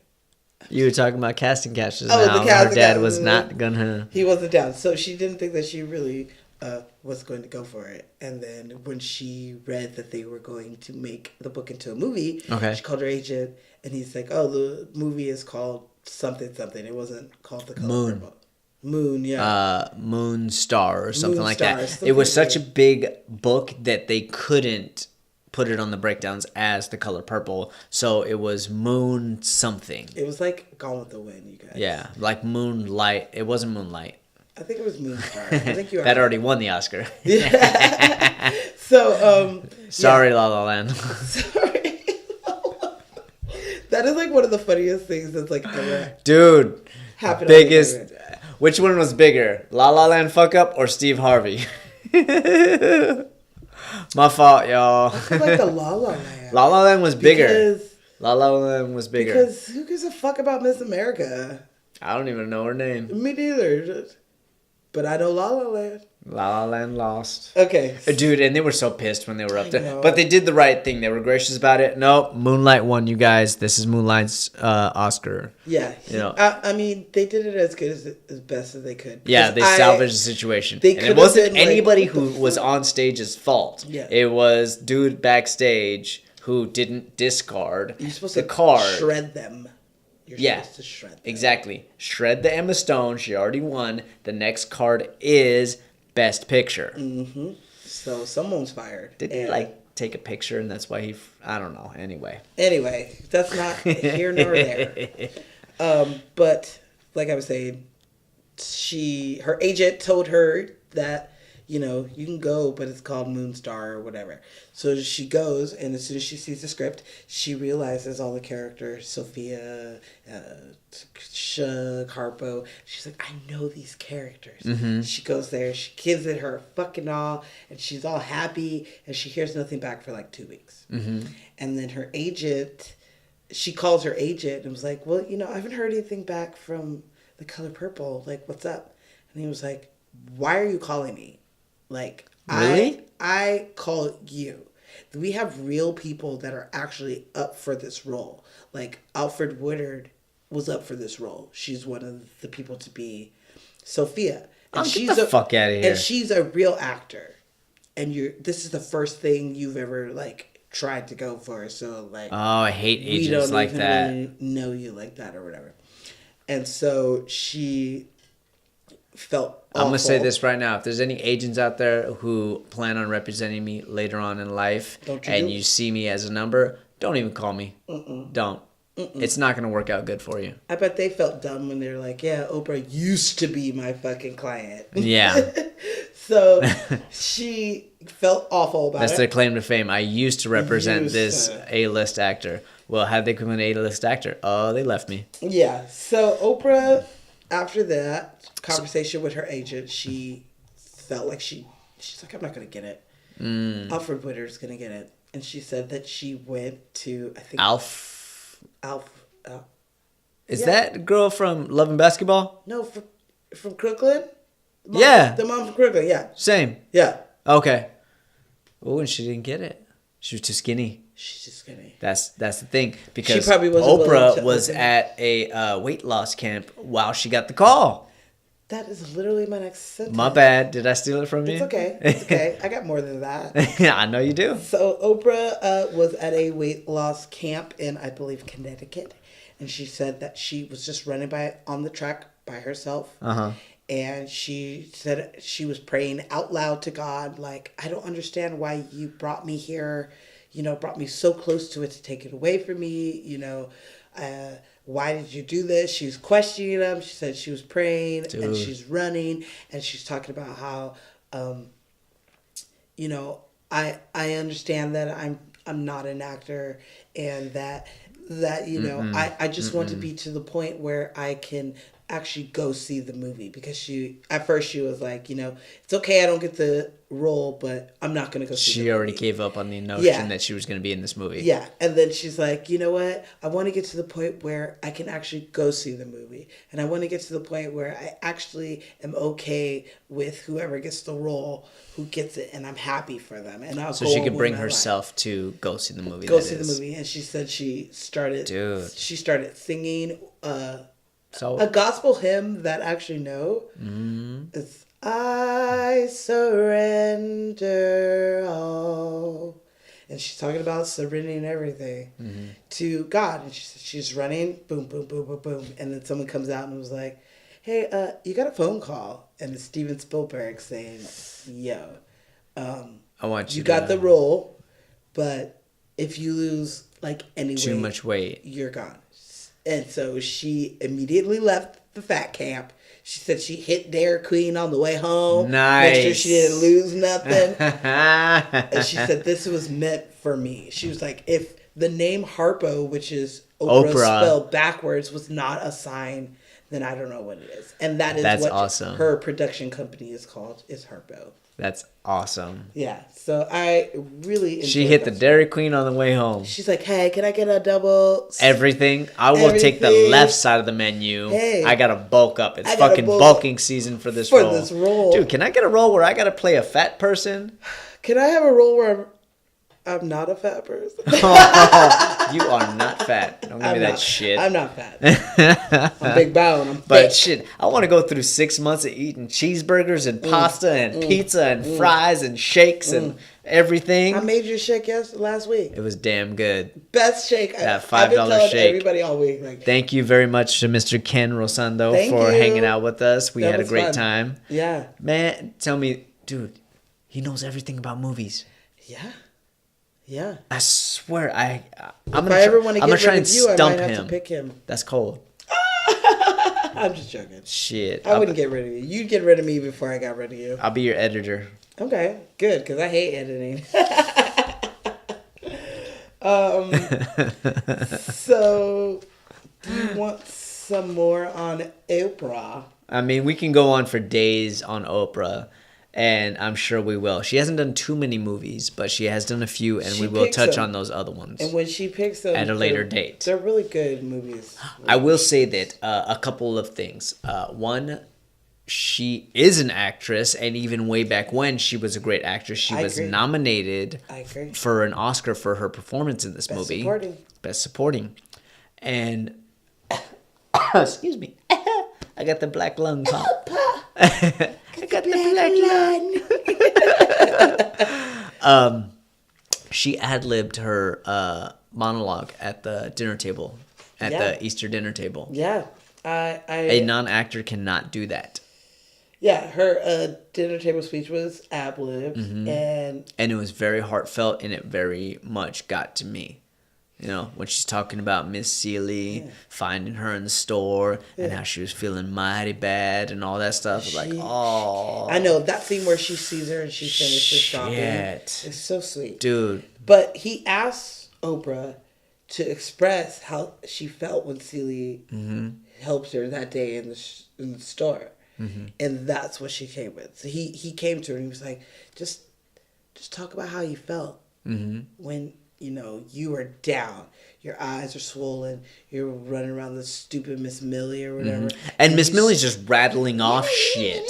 Like I'm supposed to fucking memorize all this She shit. has a I list. can't write as fast as you're fucking Yeah. talking, bitch. She does have a list, but when Celie sees her, she doesn't say a fucking word. Nah. She grabs it. She's and on she it. does the shopping for her. Uh-huh. And just to have someone actually do something for her, which has not been done Sure. since she's probably went to jail, Yeah. it just means Since the Harpo. world. Yeah, it just means the world to her. I bet you he was that dude rubbing her feet late at night and shit. Oh, he's that good I guy. bet you he was a good dude. I need to find me a Harpo. Harpo. Harpo! Yeah. Just don't make me wait too long, Harpo. Harpo. Really. So Oprah, like we said, this was her first big acting gig or acting gig. Her in first general. official film. Yeah. So in the early stages of shooting, Oprah, like we said, she had her talk show background for the AM Chicago, and she found it difficult to not Look at the camera? look at the camera. I knew you were going to say that. I didn't she even. had a problem. Like, it was just kind of something that was hard for her to avoid. It was more like, hi, everybody. My looking name at is the Oprah, camera. and I'm going to Hey. be playing the role of Sophia. Yeah, like she's slating. Sophia. But he's like, stop looking at the camera. So Spielberg both was amused and frustrated by that. Sure. Because he's I get like, that. This is funny. It's funny she's because staring at the camera, but then it's not funny. You're like, bitch, stop Stop. staring at the camera. you're fucking up. We got to do another take again. That was a really good take. It was. But you were looking at the camera. God So- damn it. So, yeah, I thought that was pretty funny. I mean, if you're gonna, I think she even talks about this. I want to say that I heard her in an interview say that, you know, she was very, very blessed for doing her first movie with Steven Spielberg. Yeah. And the fact that he understands how to talk to actors in a Mm-hmm. way that most directors don't. He does. He's got a talent for working with children and getting the performance that he needs out of children, and at the same time And that's protecting them from the harsh Yeah. situations that making a film come with. Yeah. You know, and so big ups to him for that. Let's talk about a situation that boggles my mind. Shug Avery, played by. Don't get me started. Miss Celia's Blues. Sing it for me one time. Sister, you've been on my mind. Oh, sister, we're two of a kind. So, sister, I'm keeping my eyes on you. Okay. I'm sorry. I can't. I I've love been that singing song it so literally all much. week. Lionel Richie and Quincy Jones, right? I believe so. Yeah. Yeah. So Shug Avery is played by Margaret Avery. Mm-hmm, which I She's think is so funny. cute. She's so cute. She is aged into the most adorable old lady. Ooh.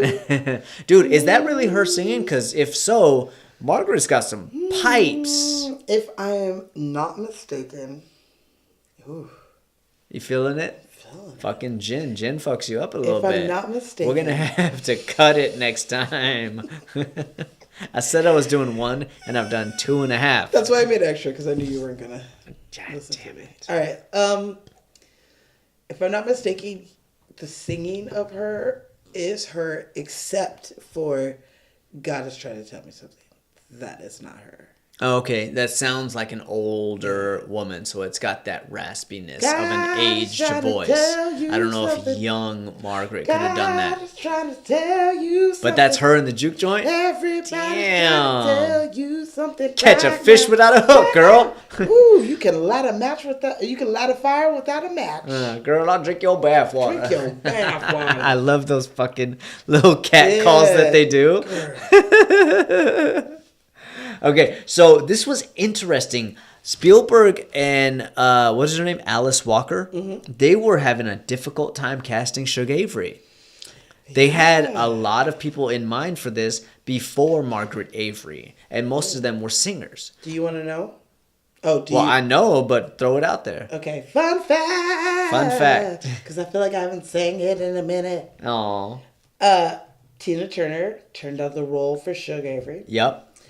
Also, Patti LaBelle auditioned. Audition. For the She role. didn't turn it down. She auditioned, which I didn't wonder get if it. maybe she didn't do as good with the acting part. I don't Because know I if mean, she's Patty's got that voice. I don't know if she's a. I've never She may seen not her be an act. actor. Just because Yeah. you're a singer doesn't mean you're an actor. And Miss Diana Ross. Diana Ross. turned down the role. Who is an actress? Lady Sings the Blues. Yeah. I mean, she just fucking. Yeah. So there were a lot of. Shaka Khan turned it down too. Oh yeah, you stole my next facts. Oh, I Shaka- thought you Shaka- skipped it over. Nope. And I was like, yeah. Shaka Khan. Shaka Shaka Khan. Khan. Let me rock it. Let me rock it. Here's a feel for you. Yeah, she turned it down because she did not believe that. She was frightened. She said, Yeah, it's I don't think I could do a that." difficult role. And I believe that Steven like really wanted her to. Not everybody can be like, you show is ugly. You I mean, she did look ugly at the moment, but I mean, she had like something on her Some face weird that the shit. kids were like fucking with her with. she's And like, as long as the kids are something's not dead. coming. Yeah, but yeah, Shaka Khan, he wanted her, but she turned it down because she was scared. So, yeah. I gotta look up Shaka Khan and see if her music video's out. Shaka Remember I told you I auditioned for her music that's video? I want to see right. who the fuck they cast. Khan, let me rock it, Shaka Khan. Let me rock it, 'cause I feel for you. Feel for you. I feel for you. You know Prince wrote that for her? I did not know that. Then I love you. Nice. It sounds like something Prince would write. All right. I got you. Well, Margaret Avery, who I love and adore, is currently on a show called Being Mary Jane. Or You're- maybe it ended in 2018. I've never seen It it. just ended. Aw, damn. You never seen Being Mary Jane? No, I can't watch everything. It's on BET, Okay. but I believe it's on Netflix now too. But it's a. I haven't watched the whole thing, but it's a good one. Last time I watched BET. Gabrielle Union. Oh, okay. She's Last time I married. watched BET, they had music videos on there. Do they still?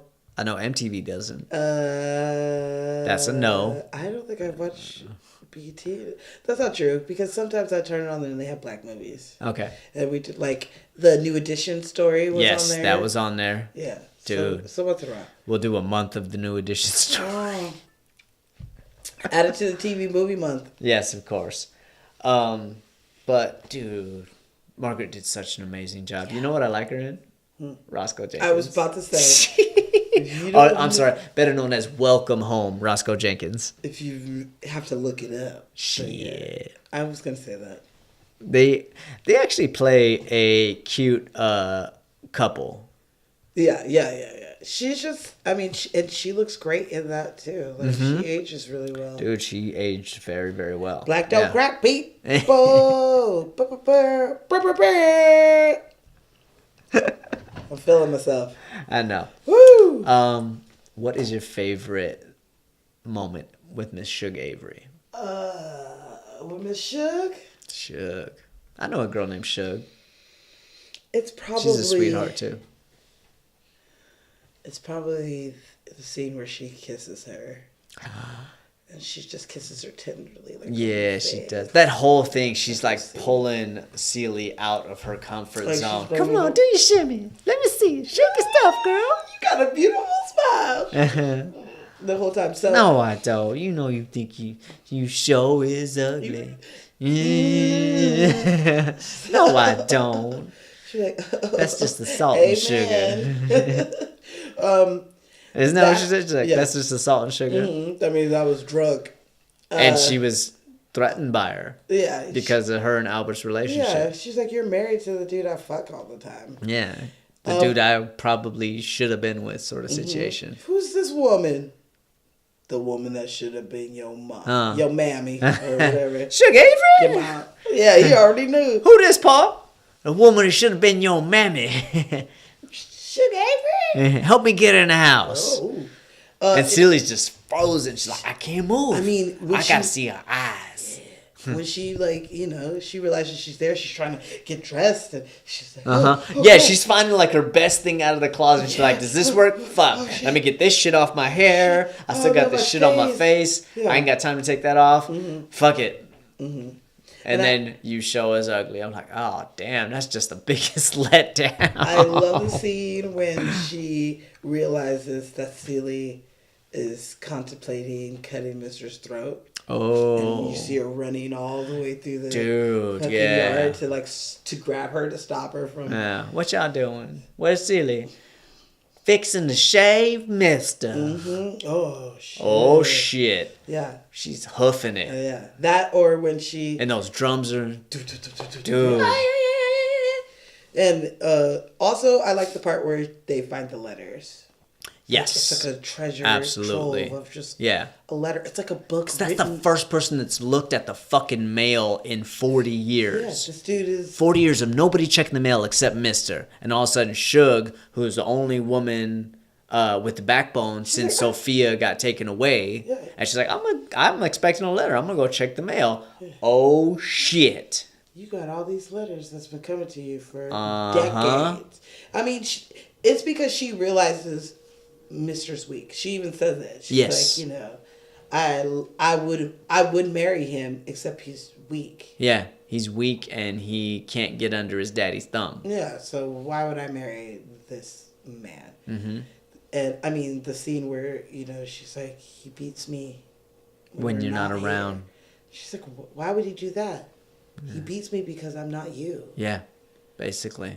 And It's his life gone wrong. I love it because she says that line, the record ends, and then they focus on the record, and she changes the record. Like, it just leaves the air just silent of you just hearing her, thinking about her saying, like, he beats me because I'm not you. What's up, Steven Spielberg? Yeah. He didn't think he could do it, but he could. And it's just, Every fucking detail, man. he did so To many... be a director is to be a perfectionist to the most minute detail. Yeah, it's just beautiful. It's Mm-hmm. beautifully done. That whole scene, I wish, like we said, he would have touched on it more, but it's still great. That's all right. That's all right. So guess who I didn't write a single thing down about? Oh, yeah, Danny Glover. Mister, Yeah. a.k.a. Albert. If you don't know who Danny Glover is, you need to ask somebody. Have we talked about your situation at school where somebody thought that they... Okay. I'm going to be real with you guys right now. It's story time. It's story time, y'all. It is Zenobia's college story time.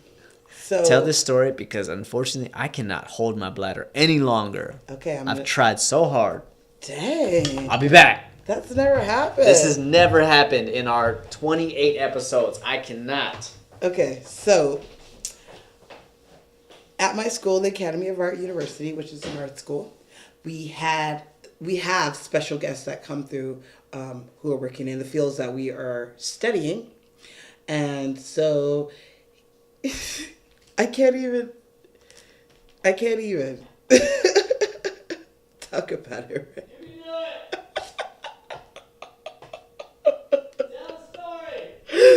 Can you guys hear him fucking screaming in the bathroom? I'm here with you. So, okay. So we had this speaker come who a lot of people may know, but not realize that he's not Morgan Freeman. So Louis Gossett Jr. came into our school and he started talking to us about film and all the wonderful things that we do in film and stuff like that. And some white student walks up and was just like, you know what, Louis Gossett Jr., you are so amazing. I love everything that you do. I was recently just watching Lethal Weapon and I thought that you were like the shit. And it was just so good. And I'm like looking at my friends like, did he say Lethal Weapon? Does he know Lou Gossett Jr. is not in Lethal Weapon? And Lou Gossett Jr. looks at him and he's like, that's Danny Glover? I'm not him. And he's like, oh, I'm sorry. And then, like, just, he just sat down. I'm sorry.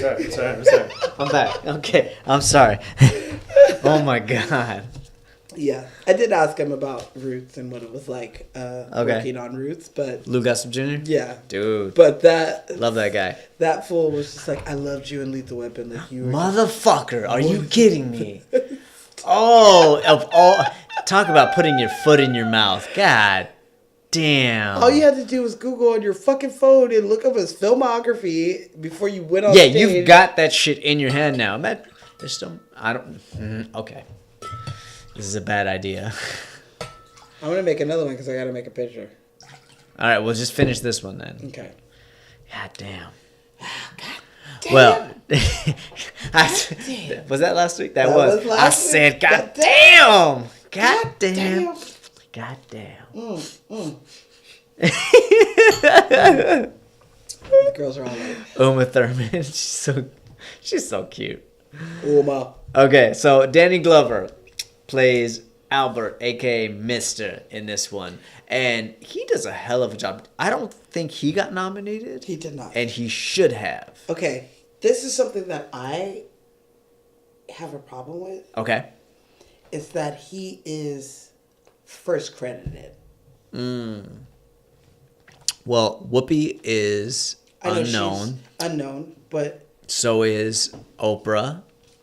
I get, Margaret Avery is not a big name at this time. I get it, but the movie is about women. I understand. And to have a man be the first build is... I mean, I understand Oprah was no one. She's not even on the poster. Her No, name's not she's even on not. the She's poster. not. And I believe that she actually pleaded about this on the VHS or the DVD cover or something like that, To put her name on requesting to put her name on there, and it still didn't happen.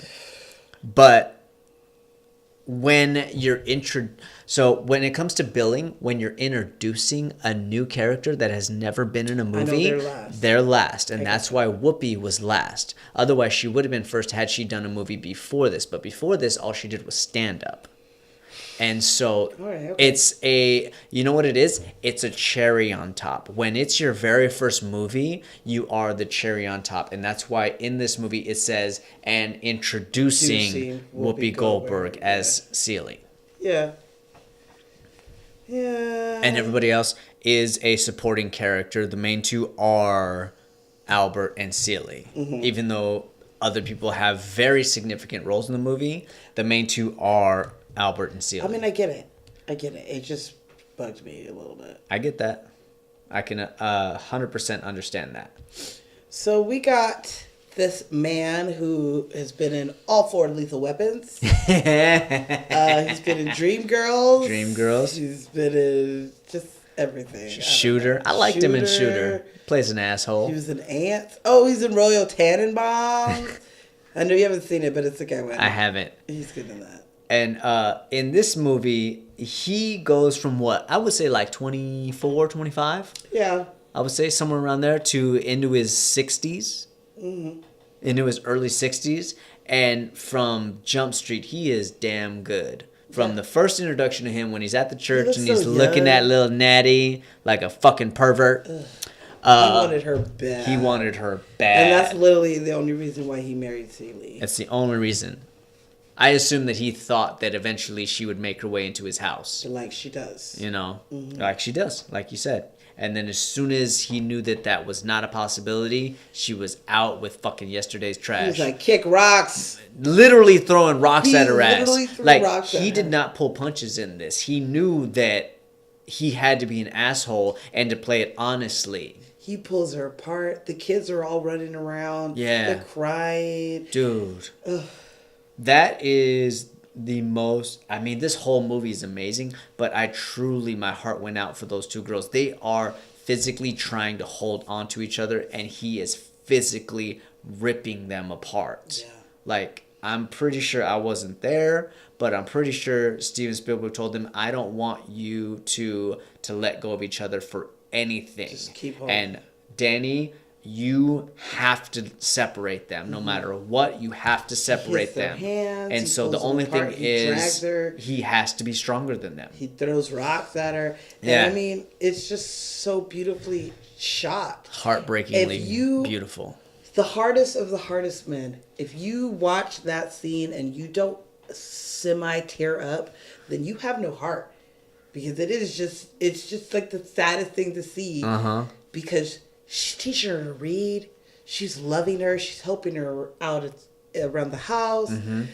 You know, helping her find her confidence. She's like, don't let these kids run over you. You got That's to show why- them you're the boss. That's why I'm saying Okozia Buzia, however you say her name. I'm sorry if I'm butchering Sorry. it. But she does a fucking great job Yeah. from beginning to end. Yeah. She is a beautiful character. And when he is ripping her apart, she is legitimately heartbroken. No. You can't hit those pitches in your voice. You can't have those inflections in your face without really feeling what's going on Yeah. with that girl. Yeah. When she's like backing out and she's barely got her breath going and she's just saying, why? Why? I know. It's like, fuck. Oh my God. I know. That's what I said. You Shit. got I'll no do a heart. movie with you. Shit. I'll write a movie for her. Oh, we're off. Sad. Look at you run. Don't laugh at me. Run, Belica, run. I met her on a Monday and her name was Mildred. Alright, we're at 100. An hour and 37. Okay. Do you want to know one of my favorite movies of his? Danny Glover? Yeah. Yeah. Gone Fishing. Nice. I think is that him and Joe Pesci? Joe Pesci? I don't want to say I've seen that once. It's such a hilarious. It's so funny. They're so cute together. I had to like order that movie on DVD to give it to Rashad for Christmas one year because Okay. we love that movie. I got you. But I Danny love Joe Glover. Pesci. Yeah. Well, Danny Glover, like I said, he does a great fucking job from beginning to end. He starts at like 24, 25. He's well into his 60s by the end of this. And he plays an asshole. He plays this character that is... He plays the alpha, he plays the beta, he plays everything in this movie. And he has like these inner conflicts with himself as well. From his dad to his son to being alone. Like he's going home by himself. After Celie leaves and goes with Suge, That curse works, man. dude, that curse definitely fucking works. He had all those, the chicken coop was falling apart. He's just, everything was falling to shit. Yeah. And that's why he goes and he sends for them to come. Yeah, he's definitely not a good person. He doesn't do it out of selflessness. No. When he actually does finally do right by her. Yeah. And talk to the INS and get Nettie and her kids back into the States. He does it because he has nothing, Right. Right. He's the Grinch. Yeah. Like his heart is this small. His life sucks too. All their life sucks. Sure. And he just takes it out on her. Yeah. Yeah, he really does. Yeah. It's a damn shame. Mm. You ready to talk about your girl? Brr, brr, brr. That's the first one you did. I haven't done it in a minute. I added it to the last episode though. I know. I didn't think about that much. I feel like you did that just to I did. I get just under wanted- my skin. I just wanted to Let's see try what it. Jason says on this one. I just wanted to try it. I did it twice. Okay. Okay. So Whoopi, Whoopi. like we said, this is her first feature film, and her name shows up as introducing. As introducing Whoopi Goldberg. As So Miss Celia Whoopi Johnson. had been doing her one-man show on Broadway Yes. for years. And she read the book, and she loved the book. Okay? So she sent a letter to Walker saying, hey, I love this book. If you ever turn it into a movie, I will be anything. I will be the dirt on the floor. That is what I will be in this movie. Because Wow. I just feel like I need to be a part of this. That's awesome. And Walker writes her back and tells her, I know who you are. I've seen a lot of what you've done, and I've already submitted your name for the role. Wow. And she's just like, Are you fucking kidding me? I get to be Seely? what? And so she gets the role. Eventually, she auditions, she gets the role. Yeah. And when she gets it, Steven Spielberg tells her, so you can't say anything for like 2-3 months. So she's like, okay. And she's seeing like Diana Ross is up for the role and blah, blah, blah, blah, blah, blah. And the whole time she's like, Oh my god. and she said she kept calling and be like, hey, I keep reading these articles and, if you don't want to use me, it's totally fine. Like, I understand. And he's like, no, we're using you. Just don't worry about any of that shit. Like, don't even worry. It's all publicity Yeah. or what? Damn, they're just hyping up the movie. Wow. So that makes me wonder, what roles were they really looking at these people for? I don't know. Like these already well-established famous people. I mean, Suge, I probably, yeah, they were looking at her for Suge. That has nothing to do with Seely. Yeah. She did mention that in an interview. That's Huh. why. That's literally why the only reason I brought that up. Okay. Yeah, and so she was surprised when she got the role. Yeah. I heard that she auditioned in front of Quincy Jones and Michael Jackson. Michael motherfucking And Jackson. she did her skit of her playing E.T. Yeah, E.T. getting arrested in Oakland. In for Oakland. possession. For possession. Oaktown, that's my place. Yes. Anytime I see Oakland, I write that shit down. We're going up there in a couple weeks. Are you? Yeah, we'll go visit my buddy Wesley. Wesley! Brr. He's not watching. He's asleep. Oh. Fuck you, Wesley. No, I'm just joking. No, I'm just joking. Yeah. I'm not. Yeah, for Michael Jackson. I think, I kept thinking, why the fuck is Michael there? Why would he even be there? Because he's friends with Spielberg. He is. Didn't Spielberg direct, Moonwalker or something like that? I want to say he did. He did direct something. He of directed Michael Jackson. something for Michael before The Color Purple. Right. And he also, right before this, directed E.T., which I'm going to bring it over because I doubt you've ever heard this. There is a record of Michael Jackson narrating E.T. Get the fuck out of here. I own it. I own it. And at the end, he sings a song. You Were Not Alone? No. I'm kidding. That hasn't come out yet. No. We don't sing You Are Not Alone. It was written by R. Kelly. Yeah. So, yeah. I'll play the song for you later. I can't remember what it is, but Is it one of his famous ones? No. Because I'll guess it. No. It's I not. doubt, I feel like you probably have never heard it. Okay. You probably have never heard it, but I'm going to play it for you. Maybe you have. But, and it has sound effects, and he tells a story of, Elliot finding E.T. and everything in it. Okay. I'm going to have to play for you. It's so funny. So I feel like maybe because right after that movie, he does this movie. I got you. So maybe they were in still hanging out mode. And he's Sure. like, yeah, let me sit there and watch. I just rapped on, the Paramount lot with Michael. Let me go check out Whoopi's audition. Who's sort this of thing. Whoopi Goldberg? I've never heard of her before. She's amazing. Guess That's when why her Michael Jackson. Guess when her birthday is? Same day as yours. Yes, it is. Mm-hmm. Me, her, and Leo. I got some catching up to do, obviously. Yes. But Whoopi Goldberg was nominated as well. Something that we didn't talk about earlier. This movie was nominated for 11 Oscars. It is the only other movie in history besides The Turning Point that has been nominated for that many movies and not won a single fucking Oscar.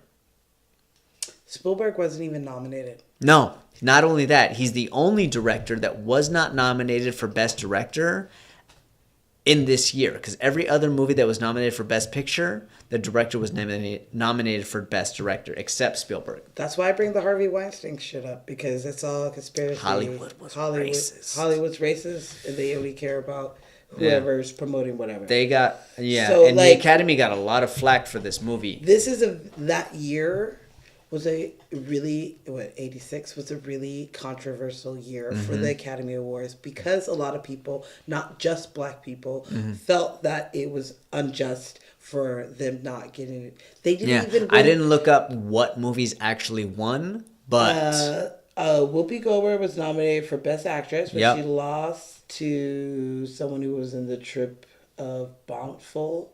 The Trip of what? Yeah, I've never That heard movie of it. that we've never heard of? Yeah, Oprah and Margaret Avery were both nominated For Best Supporting. This was the very first time that African American women 2 Black women were nominated in the same in category. the same category for the same movie. Mm-hmm. This also was the very first PG-13 movie to be nominated for Best Picture. Ah.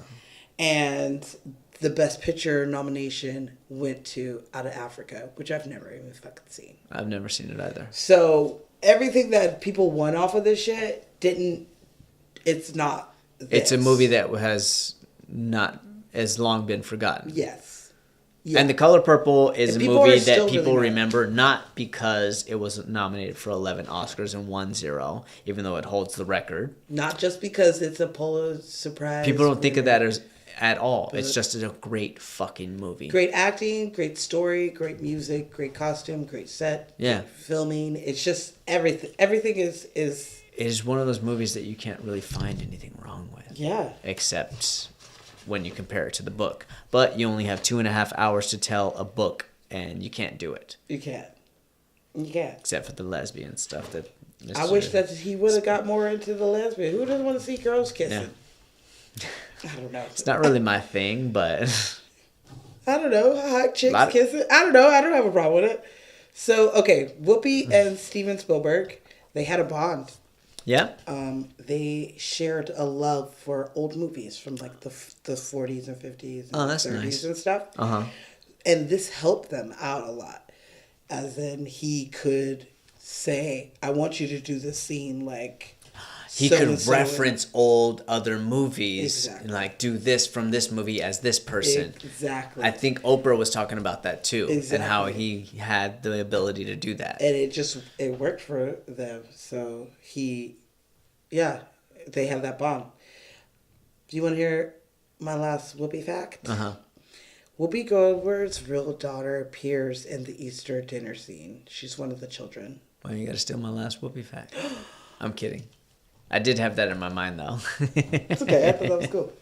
Oh shit! I didn't finish. Cheers.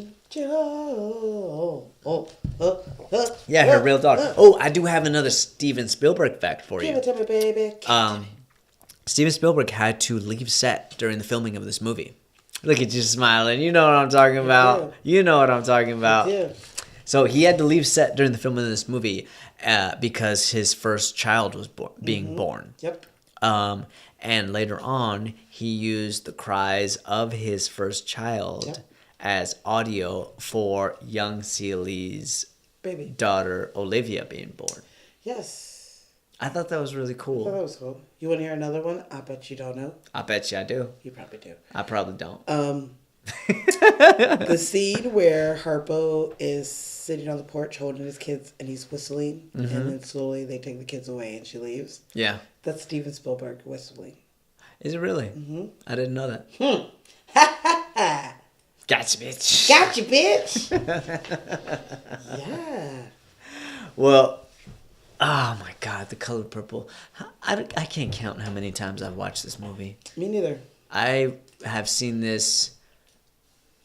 I was less than 10 years old the first time I saw this movie. Every time I hear Suge Avery singing Sister, Sister!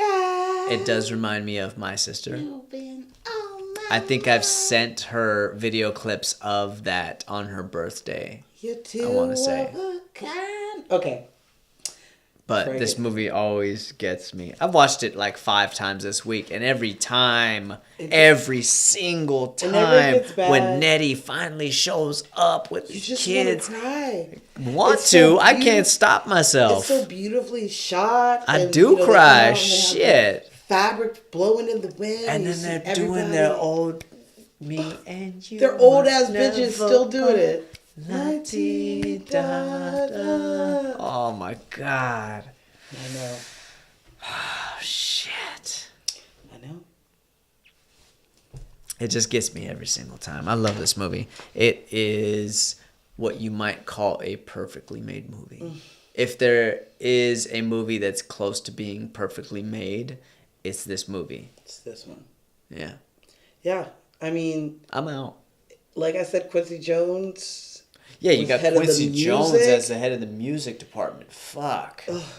Okay. All right. I got a couple more fun facts for you. You ready? Okay. Jennifer Holliday turned down the role of Sophia. Oh? Yes. Who was the star of Dreamgirls, if you don't remember. The stage musical opened at the Broadway Theater in New York City on December 1st, 2005, and ran for 910 shows. Damn. Yes. And it was nominated for Tonys in 2006. I have not seen it, but I have listened to the music and have the soundtrack. It is so good. Okay. It's so good. This movie is so good, and we talk about the critics. I'm sorry, I'm buzzed. Get it out. We're so good, and we talk about the critics that Roger Ebert added this to his greatest movie list. Back when it was Siskel and Ebert. Yes. Damn. Yeah. So I mean, young people probably don't know who the fuck Siskel is. but yeah, he did that shit. Y'all just watch Film Right and Rotten Tomatoes these days. Yeah. Back in the day, before all that was going on, all there was day. Siskel and Ebert. Yeah, you would watch them. I still picture them in those Thumbs up, red thumbs movie down. The chairs. little chairs in the little theater talking about this movie. I wonder where they shot that shit. I don't know. I'm gonna fact check it.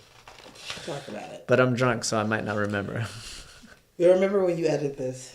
Maybe. Yeah. That's when I remember a lot of shit. Is once I start editing it, I'm like, oh, I should look that up. Okay. I'm out. You're out too? Yeah. Damn. I tried. There were so many facts. I tried to keep it down. That was not bad. For a 2.5 hour movie, that's not bad. Yeah. Hey, we're like doing it. Okay. You know what that means? It's time for Z for the people. That was really good. That was really good. I know you too well. That's my theme song. Watch on the YouTube. I'm just gonna show my face, and it's gonna be Zenobia's voice. You did have a lot of fun. So yes. So Z for the people. Okay. I didn't really know what I was going to do for this, but I found a really cool one. The Hurston and Wright Foundation is named after the great writers Zora Neale Hurst, or Hurston, Hearst, as in Hearst Castle. Hurston, and Richard Wright, and they helped develop. And this foundation helps discover and mentor and honors Black writers Okay. through writing workshops, public readings, and award competitions. And they help new and established voices celebrate their achievements. So this is a way for these books that normally wouldn't be read by most people to have some recognition, know that people are out there wanting to support them and stuff. So you can go and support them or go and join them if you are a Black writer at the hurstandwright.org and check it out. It looks really cool. I'm not a writer, and it didn't say anything And I'm about, not Black. it didn't say anything about motion picture or like screenwriting, which would be my forte. But if they did, I would definitely check it out. I got you. So yeah, go check it out. Black You guys History do fit in that Month. category. Yeah, Black History Black Month. We're just History getting Month. started, people. We get it started. I'm excited for next week's We movie. get it started next week. Okay, so Did you just do Fergie? Tell me you did. Yeah. Black Eyed Peas. Okay, there you go. It was the Okay. Black Eyed Peas. All right, I guess so. And So- the one who ruined the Black Eyed Peas. Please, people, send us your Hollywood Close Encounters. Send us Sweden people. Send us what movies you think we should do from out there. just write us to say, hey, it doesn't fucking matter. So we are Lights, Camera, Cocktail, no S, No S. at gmail.com. Get that S out of there. Get the S out of there. We're on Facebook, Instagram, and Twitter. And soon to be YouTube. And soon to be YouTube. And at Lights, Camera, Cocktail Podcast. That's This is very our important. first episode that we have filmed for YouTube. So We'll see how this check goes. us out. Yeah. We're going to be at Lights, Camera, Cocktail Podcast Podcast. on YouTube as well. Yeah. It's probably, we'll see. We'll see if Lights, Camera, Cocktails is already I taken. don't think it is, but We're going to find we'll out. find out. We might have to take the S off of We're that going one. to learn today. We're going to learn. We're going to learn if somebody stole our name today. We got to copyright this shit. Shit. All right, so So I'm a little fucked up. I'm a little fucked up too. And so we rehearse this shit and we're trying to get better at doing these scenes, people. We really, really are. Yeah. And so I hope I have this shit down because right now Yes. I'm fucking feeling good. Okay. Okay. I haven't been this drunk on the podcast in a while, but I'm going to do my best. I'm going to try not to look at this, but if I need to, I'm going to. Mm-hmm. I got my lines. I got my lines. We're going to try this a couple times. We'll see how this goes, yeah. Let me, hold on. I got to do 3 different characters. He does. He does. I get one, Okay. but she's a whole lot of one. She she really is. Okay. What do the actors do?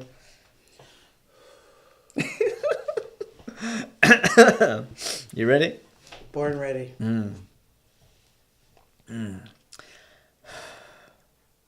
The girl's been back there all night. How they only make $200? You can kick. Back to 1. Wow, I couldn't even get the second word out. I had this down like 2 hours ago, you guys.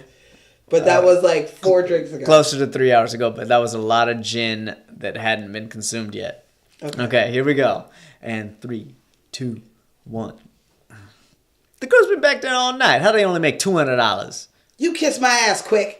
I don't say nothing when the bar and the crap tables come up short. Because the bar and the crap tables never come up short, just the girls. Now hold on, Vera. Kiss my ass, sugar.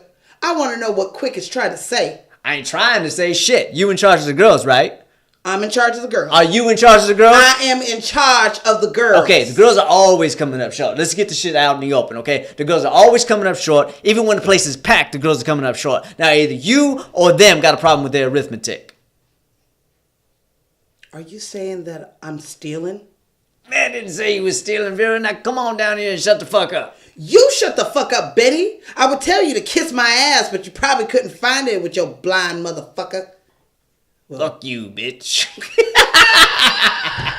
Fuck you, bitch. Which is like, we can't say that over and over. You was so angry. Is that good? Are we doing it again? That's good. That was That's good. Fuck you, bitch. Dude, he's so angry at her. He's like, you don't fucking call That's me it. blind. That's it. We going out. You need to get the fuck up. We going outside right now. Me and you gotta step out back. Alright, bitch, you wanna fight? You want to fight? Don't hold me, sugar. Come on, quick. Bring your ass. Bring your ass. Bring your ass. Bring your ass. You better watch it quick. You fucking with a heavyweight. Oh, you like to hit people with trash cans. Okay. Don't give the movie I'm away. sorry. Everybody already knows. They already know what we're doing next week. That thing's just too good to not do. It really is. All right, you guys. That is our show. We Thank you did so it. much. Thank you, Instagram, for sticking It's with the us. We Insta. appreciate it. We hope you guys enjoyed it. Thank you, YouTube. I'm fucked up. We need to get some food in I'm us. so fucking hungry. You And guys. Smashley's not even in the building yet. Burn. Dude, she's still working. She works Hopefully hard for once- that money. Once dinner's ready. She works hard for the money. Sure hard for it, honey. Okay. We will see you guys right here next week Yep. on Lights, Camera, Cocktails. Let's get some cooking going. As long as you don't cook it like Mister.